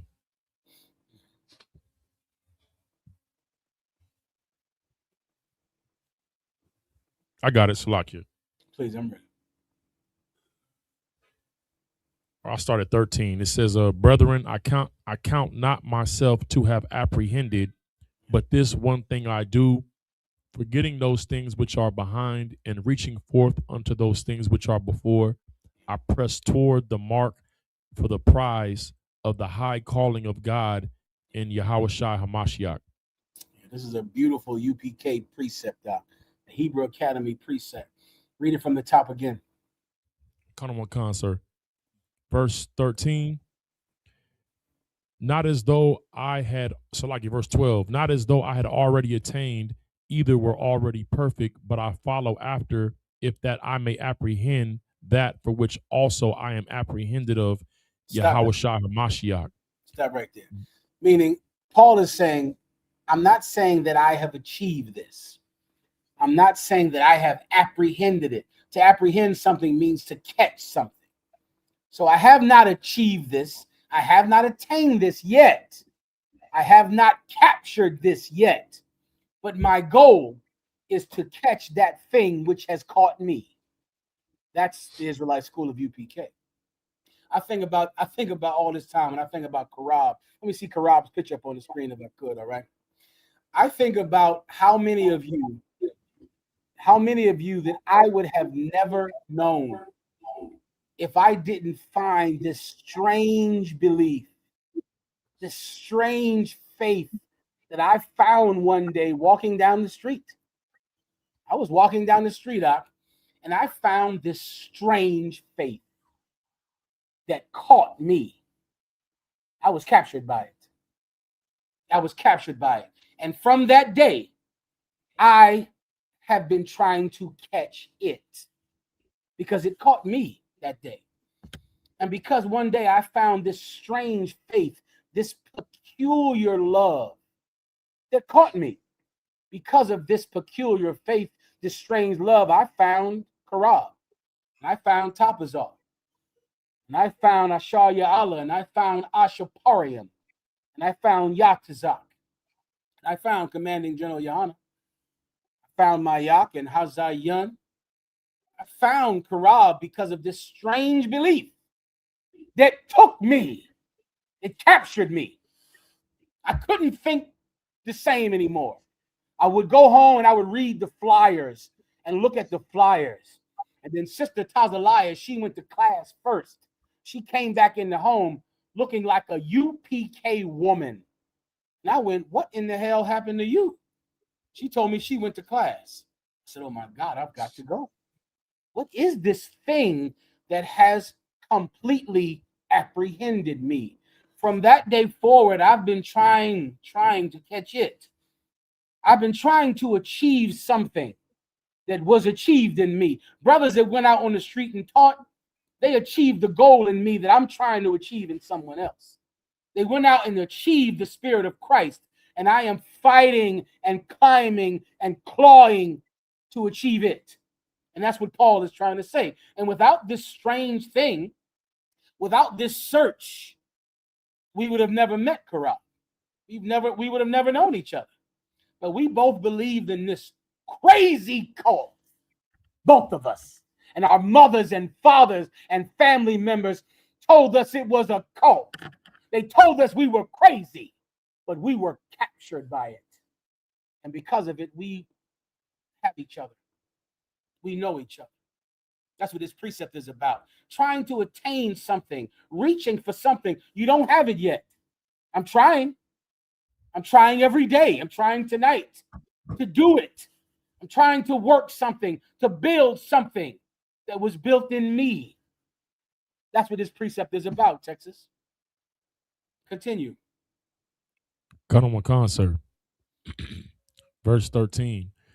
Brethren, I count not myself to have apprehended, but this one thing I do, forgetting those things which are behind, and reaching forth unto those things which are before. Listen, I'm not saying that I've achieved it, because I haven't.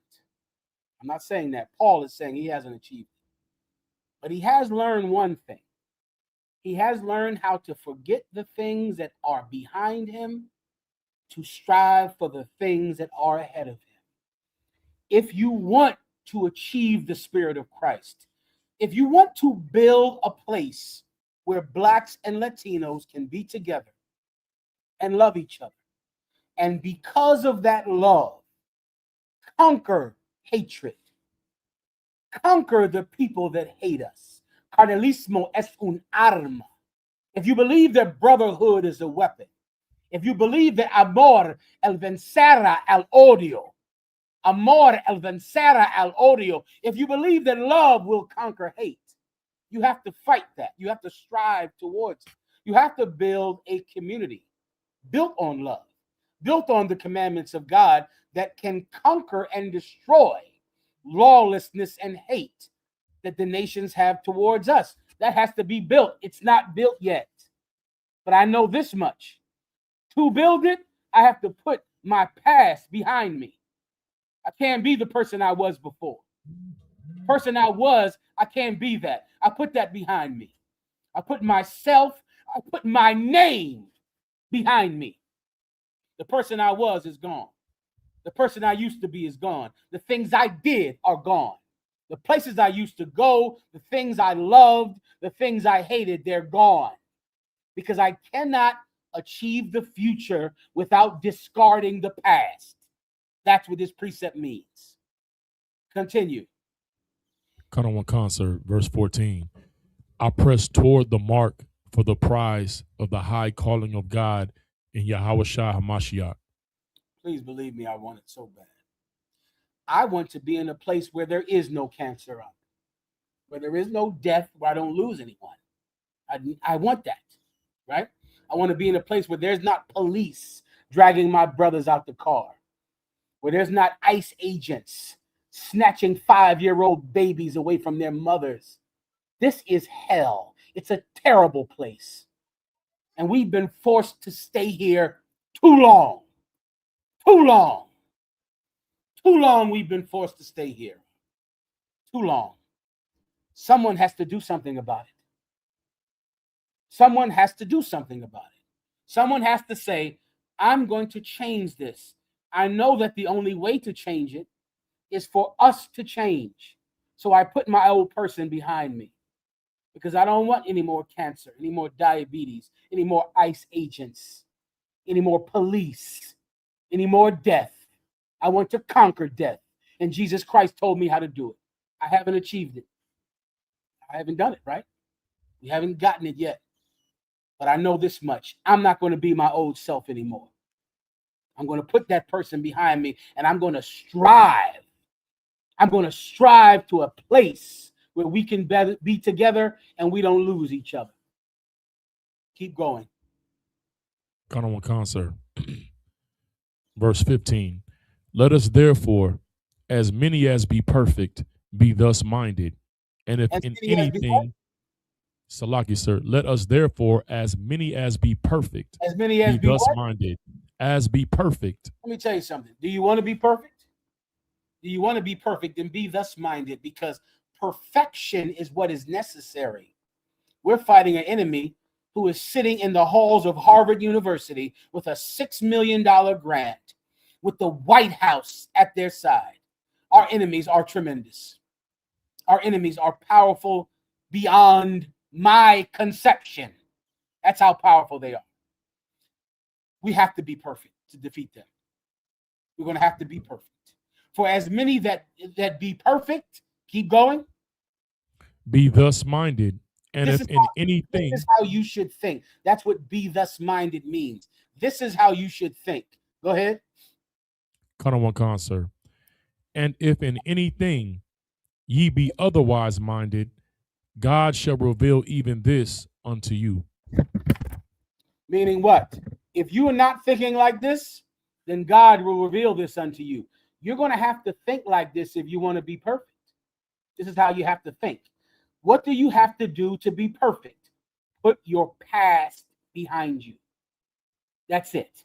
There are things in your past that will make sure that you can never have a future.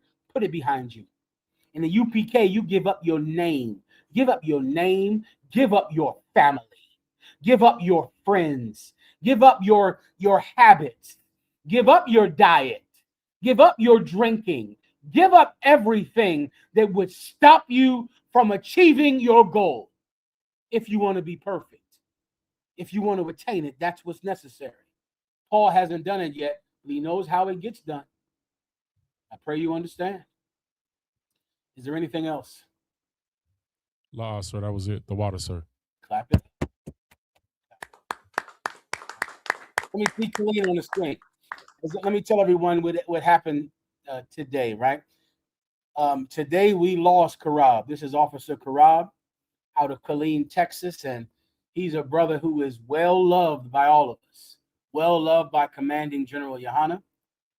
Well loved by so many of you in the Israelite School of UPK. All of you know him. He was so happy and so joyous with his gold teeth. He was just an amazingly happy brother. And he had been battling cancer for years before he came into the truth. He'd been battling brain cancer for years. And then he battled brain cancer again. And the Most High God decided that it was time for him to leave, that we should receive him again. And Chaarab died today. And we loved him well. We loved him well. And whenever I think about Chaarab, whenever I think about him, you know what I think about, Yatazak? I think about Tapazar. Let me see Tapazar on the screen as well. Let me tell you about this brother here, Tapazar, right? This brother Tapazar, who's sitting right next to Captain Yatazak on the screen. He took such kind and loving care of Chaarab. And Tapazar, I want to thank you on behalf of Commanding General Yahawadah, because every time I see Chaarab, I think about you. I think about what you did for him. And you did something like that truly moves me up. It truly moves me on the kind of brother that you were to this man. And you were his brother until the end. And I remember every story. And I wanted to see if you brothers in Killeen would like to talk about him. Also, if you have any plans on when you would like to remember him, or I'm not sure about what the burial plans are, we should tell everyone about that. If there are no burial plans because of his family for some reason, I'm sure you brothers will do something. Yatazak, if you would like to say anything, please. Yeah, Colonel McCunn, sir. As far as the burial, we don't know anything yet, but as soon as we find out, we'll let everyone know. But Officer Chaarab was a outstanding brother. I remember when he first said he wanted to do more than just be an officer. He said, "Hey, Salakia, sir, let me tell you something wrong." He said, "It's time for me to step it up, huh?" I say, "All right, what you want to do?" He said, "I'm going to take Killeen." I said, "You want Killeen?" He said, "Con, sir, I'm going to take Killeen and I'm going to raise them brothers out the dead." I said, "All right, so this is what we going to do." He said, "I already know where I'm going to find the brothers at. It's these little fake Israelite group. They be meeting up. I'm going to go in there. I'm going to get all them brothers up out of there." I said, all right, just, let me know where they at. He sent me the address. He went up in there and he got Tapazar out of there. He got Barakia out of there. He got Kahangabor out of there. He got a Bonzayan out of there and some sisters, Masarah. He got a bunch of sisters up out of there. And he built that zone just like he said he was going to do. And now we sitting in this school right now off the work that he said he was going to do, and he did it.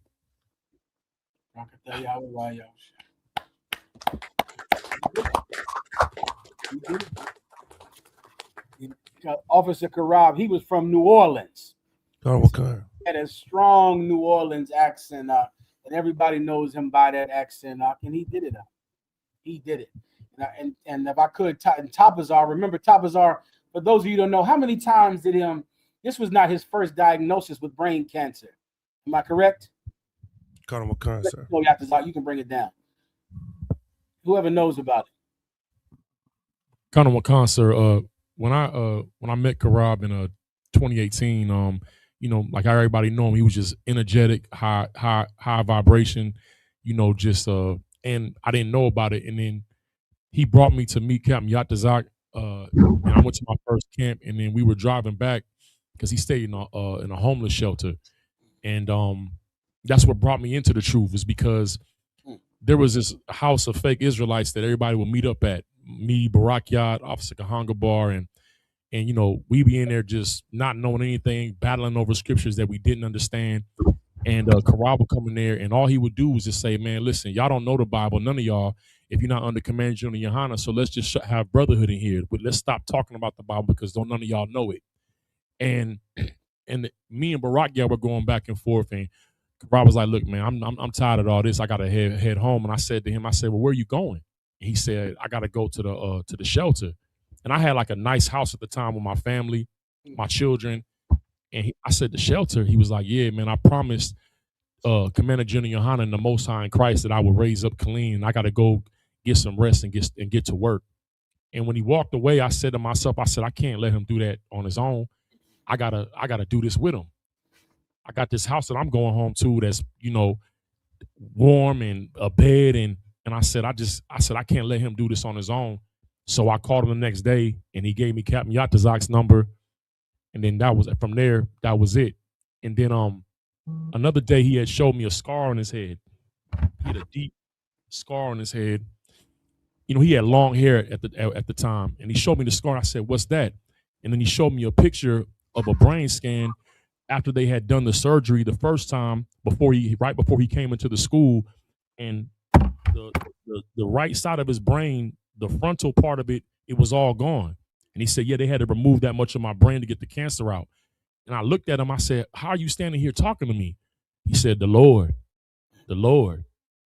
And we never really talked about it again, because every month he would go see his neurologist to get checked, and he was fine. And then this past year, you know, he went through some things. And then he had a seizure at Officer Yahawash's house. That's Gadawan's father. He was there watching the game, and he had a seizure.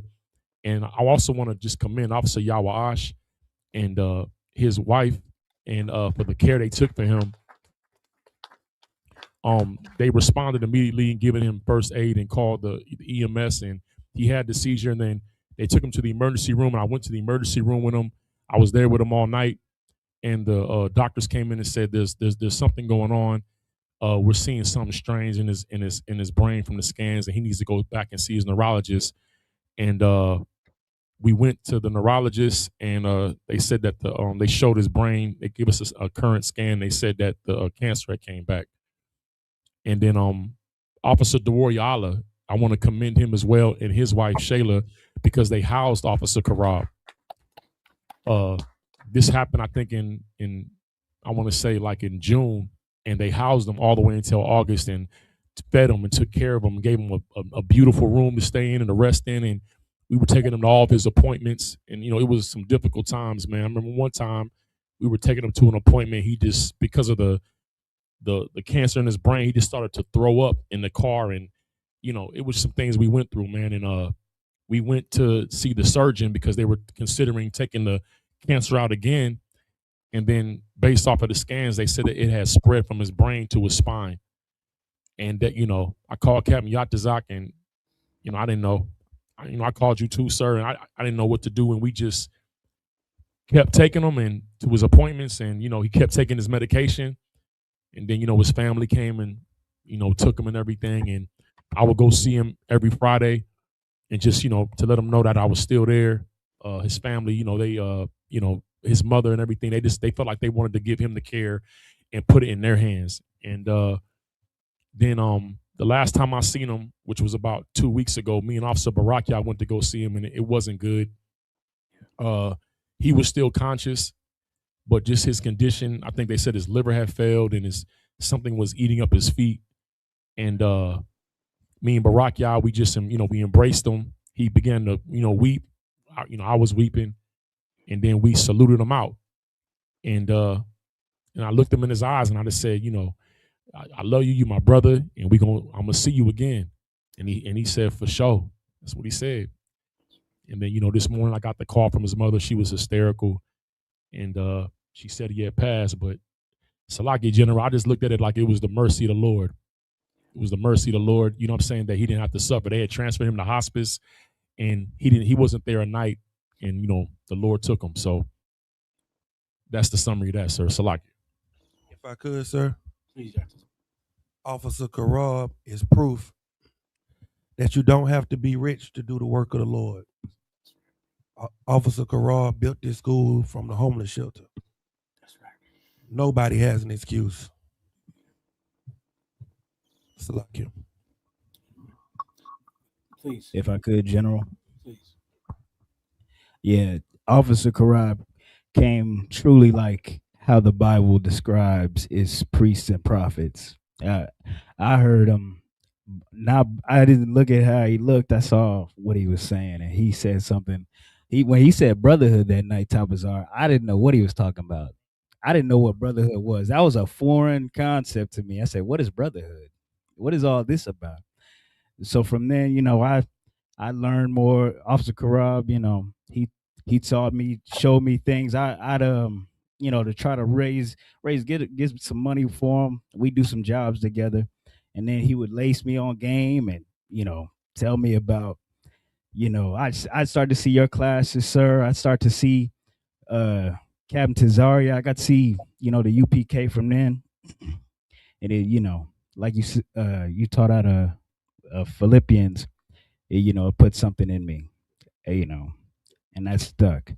I'd like to thank all the men above me, from Commander General Yahawadah down to Officer Chaarab, for what this UPK has done. That's glorious in my sight, brother. Glorious in my sight. Is there anyone else that'd like to say anything?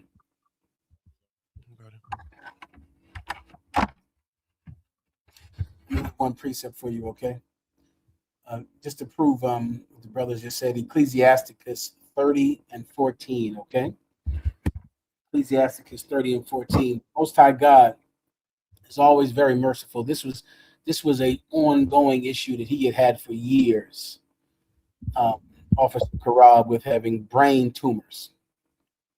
And the Most High God in his mercy, before he took him, allowed us to be with him, allowed him to do an amazing work. So now it's not just that a man has died, but he has caused all of us to live. He truly came in here and he lived, and he left something that is everlasting in here.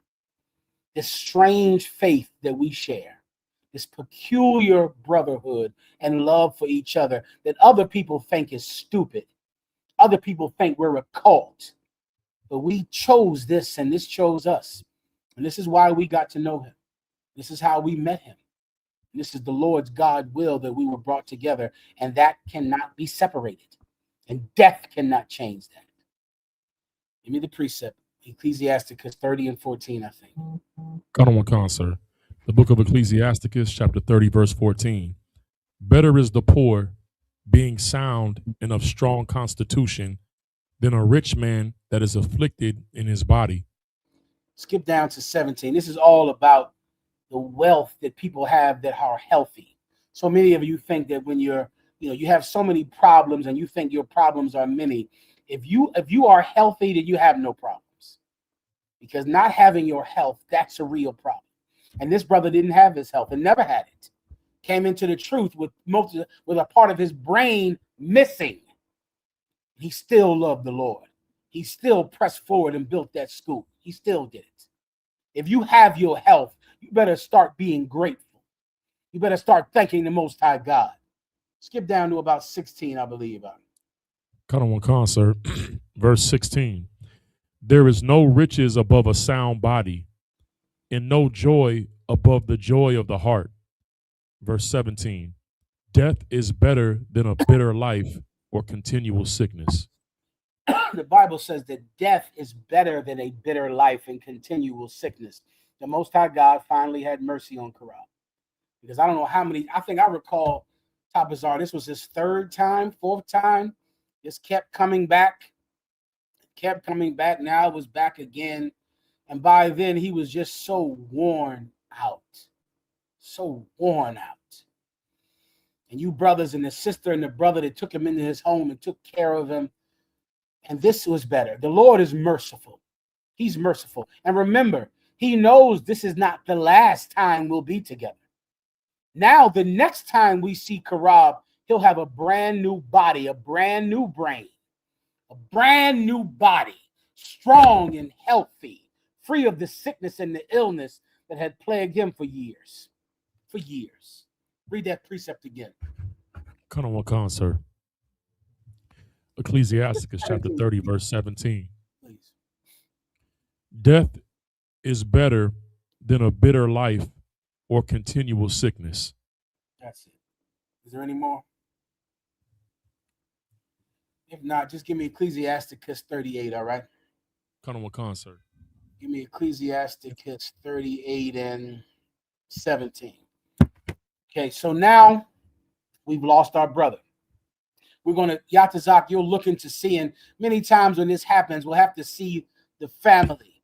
You know, sometimes the family is wise and they'll allow us to handle the burial, and then we'll handle it. And we'll give him the proper burial due a priest. Sometimes the family is not. In those cases, they have the dead body, but we had the man. We had the brother, and we'll celebrate him in our own way, and we'll do it. But Yatazak, you'll let us know, you brothers down there that knew him well and knew him closely, Commander General Yohana will lean on you to decide how you would like to handle his mourning. Whether you would like to do it at a burial that's coming up, or whether you would like to do it in another way, since you were the brothers that tended to him and loved him most close of all, okay? You brothers down there in Texas. So you just let Commanding General Yohana know, and you'll take the lead, okay? Sir. And let me just read one precept for you, okay? Go ahead and read it. Come on, sir. This is the book of Ecclesiasticus, chapter 38, verse 17.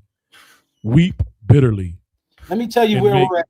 I'm sorry. Read a little slower, brother, just so I can break it down for him, all right? Come on, sir. This is the process of life, right? You have someone, they come into your life, they positively affect your life. They leave a mark on you that you'll never forget. You'll remember them because that is how good they were for the time that they were here. Now is the time to cry. That's what this time is about. We'll have a memorial. We'll have some type of celebration of the brother, and there we'll cry. And we'll cry, and you're supposed to, because he is worth it. He earned it. Weep bitterly. Keep going. Come on, sir. And make great moan. And make great moan. There were babies born today. And you're going to be so happy when a baby is born. And you'll be joyous when a baby is born. Well, that baby will bury you one day. And that baby will cry. That's the way of things. It's the way of all flesh. That's the way it's supposed to be. That's the natural order of things. And now we're going to cry. We're going to cry because this brother earned it. Because we all loved him and knew him and we cared for him. And this strange faith we have brought us together. This strange and peculiar brotherhood brought us together. Mourn for him. Moan for him. Continue. Come on, sir. And use lamentation. Lo lamento. Lo lamento means sadness.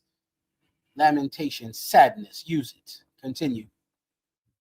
Come on, sir. As he is worthy. As he is what? As he is worthy. He is what? As he is worthy. For every brother and sister that will cry about Chaarab, he's worthy of it. He deserves it.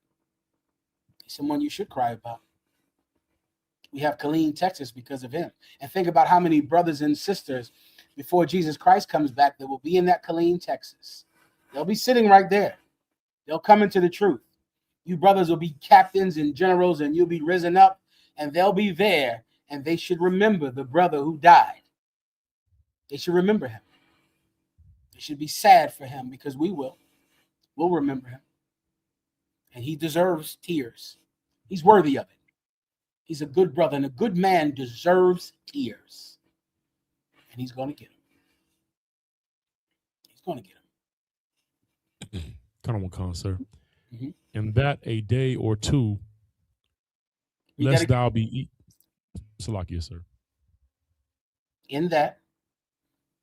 And that a day or two, lest thou be evil spoken of, and then comfort thyself for thy heaviness. This is the process. We're going to be sad about this, and we're going to cry. And it's a good thing to cry. And remember, other brothers are crying, so cry with them. Cry with them. They knew him. They were with him. So they'll cry, so we'll cry together. We're coming together at the Passover in Houston, Texas, the 57th annual Passover. And the Bible says that on that night, on Passover night, we all join in either good or evil together. That's the UPK. Some brother, you lost your brother, you knew him every day.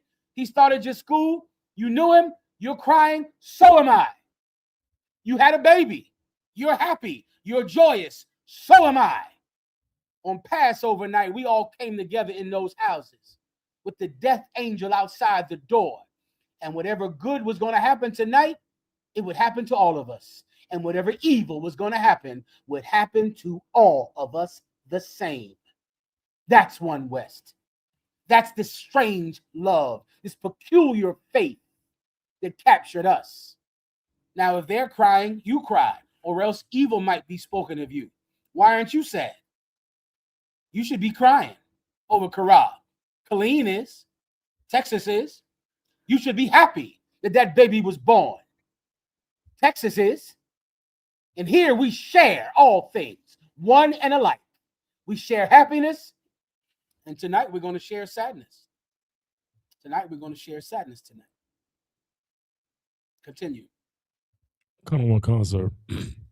And then comfort thyself for thy heaviness. And then after that, after we mourn, after we give him the tears that he's worthy of, then we're going to comfort ourselves. Then we're going to get ourselves together. Then we're going to get back on our feet, and we're going to continue the work that he can't do right now. We're going to go to the camps that he can't go to. Teach the classes that he cannot go to. Save the souls in the name of Jesus Christ that he is unavailable to save right now. We'll do it now. We'll do it for him. We'll do. His time is up. He's been relieved of duty. And now we will take it up. Keep going. Come on, one concert. Verse 18. For of heaviness cometh death. Keep going. And the heaviness of the heart breaketh strength. Here's another lesson we're all about to learn. We're all about to go through the death process again. And we're going to go through it. We're going to be sad. We're going to cry because he's worthy of it. And we're going to get ourselves together and we're going to shake off the sadness because that's where death comes from. And we're going to live. That's what we're going to do because he can't. And now, if we didn't know it before, life is precious and it's fleeting. It's fleeting. And we're going to have it while we have it. Keep going. Kind of one concert. For of heaviness cometh death, and the heaviness of the heart breaketh strength. In affliction also sorrow remaineth, and the life of the poor is the curse of the heart. Keep going. Verse 20. Take no heaviness to heart, drive it away, and remember the last end. Take no heaviness of Salakia. Take no heaviness to heart, drive it away. That part again. Drive it away. That part again. Drive it away. That's the next process. And remember this with all sad things in life. Sadness must be driven away. Drive it away. We're going to show his picture all over Facebook for a little while. We're going to talk about him, remember him, everything. And after that, we're going to put it away. We're going to stop. because we're here in this hell, and sadness is too readily available to dwell on it here.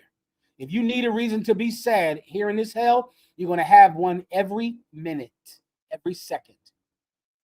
Drive it away, push it away, fight sadness, fight misery. You must. If you dwell on death, you'll never live. You'll never live. Continue. Con, sir. Drive it away and remember the last end. Keep going.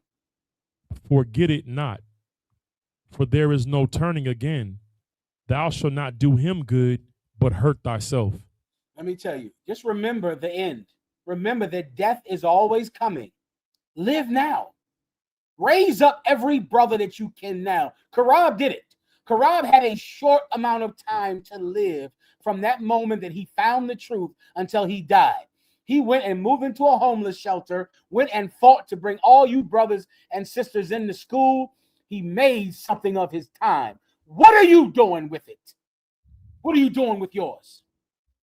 Who in the hell knows? Remember that latter end. Do something with your time. Do something. How do you know how much time you have? Get out there and build those camps. Get on that internet and raise the dead in the name of Jesus Christ. Go out there and apprehend what has apprehended you. Go out there and catch what has caught you. Go do it. Remember the end. Because if you just dwell in sadness and in misery about brothers you've lost, about women who have broken your heart, about children you've lost, about opportunities you don't have, about the ghetto you grew up in, the parents that have rejected you. If you dwell in that, you're not doing him any good. You're just hurting yourself. You're not helping the person that you lost. You're just hurting yourself. That's the process of death. And we're going to go to it. We're going to cry and we're going to mourn. Texas, you're going to let us know what to do from here, okay? We'll all be waiting to find out, is there a burial service? As you know, General Hazayan is in charge of the burial department. You'll let us know if there is a burial that we have to attend. If there's not a burial, then you'll let us know how we are going to mourn and say goodbye to our brother who we lost. You'll let us know how we're going to say goodbye to him. We'll wait for you to do that. At the end of that, we will drive away this misery. And we will go out and work and live for him because he can. Everyone understands. Is there anything else you wanted to say? So like I said, we're going to work Chaarab out them clouds.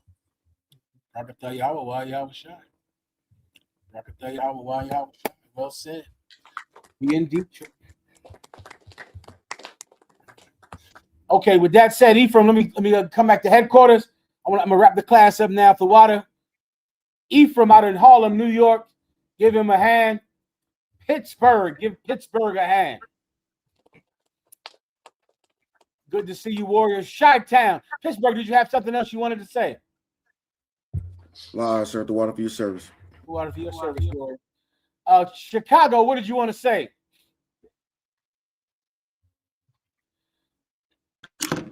Hey, Salaki, sir, if I could, out of one. Well, of course, I want to say rise again to a mighty, awesome brother that's very loved here in Chicago. You know what I mean? That brother is very loved throughout this nation and had a hell of a reputation, was a hell of a brother, Salaki. And his presence is going to be missed until we see him in the kingdom. Right. But also, sir, this weekend coming up on Sunday, we are the Roundtable of Truth podcast is going to be in Indianapolis, Indiana. You know what I'm saying, with Captain Kapash and Captain Tazariot.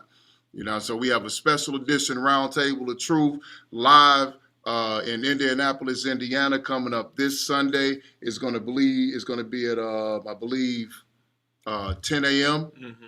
Yeah, 10 a.m. So everybody, you know what I'm saying, tune in. So I support this truth. Let's do the work that our brother would want us to continue doing that he can't do anymore, sir. Right, well said, Chicago. Well said. Shout out to Captain Zaryak. I believe he's teaching tomorrow as well, if I'm correct, in Indianapolis. And he's teaching, of course, this Sunday out there in Indianapolis with Captain Kapash. All right, make sure to tune in. Sintonizarse. Is there anything else? Pittsburgh, Colleen, you good to go? Harlem, who is that out there? Virginia. Did you want to say anything else before we end the class? Sir. Okay, good to go. Good to see you again, Warrior. Ephraim, is that it? Asha Paria. Give Asha Paria my hand, man. Denelli on the close. I would like to also say a mi hermano, te veo en la próxima, te veo cuando tú te levantes. I'll see you when you rise again, brother, because he did a powerful work. We should never forget him, sir. He did a powerful work. He went out and did it. He didn't slack on it. He did it, sir. I just wanted to say that. Great job also, Yatazak, out in Texas. Well said, Asha. Bien dicho. Well said. With that said, Harlem, New York, that's it. This class is over. Well done, Akim. With that, I pass the class over to Harlem, New York. See you next week, Lord allow, Harlem in the flesh, all right? Oh, kind, sir. Most High Christ.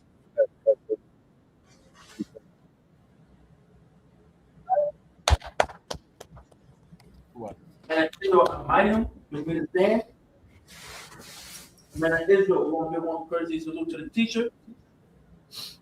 Man of Israel, Mahayaman Shabbat, Mahayaman Barak, Yahawadah Shem Yahushua Rakatah.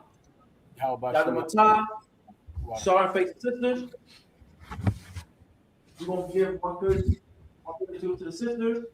Man of Israel, Mahayaman Shabbat, Mahayaman Barak, Yahawadah.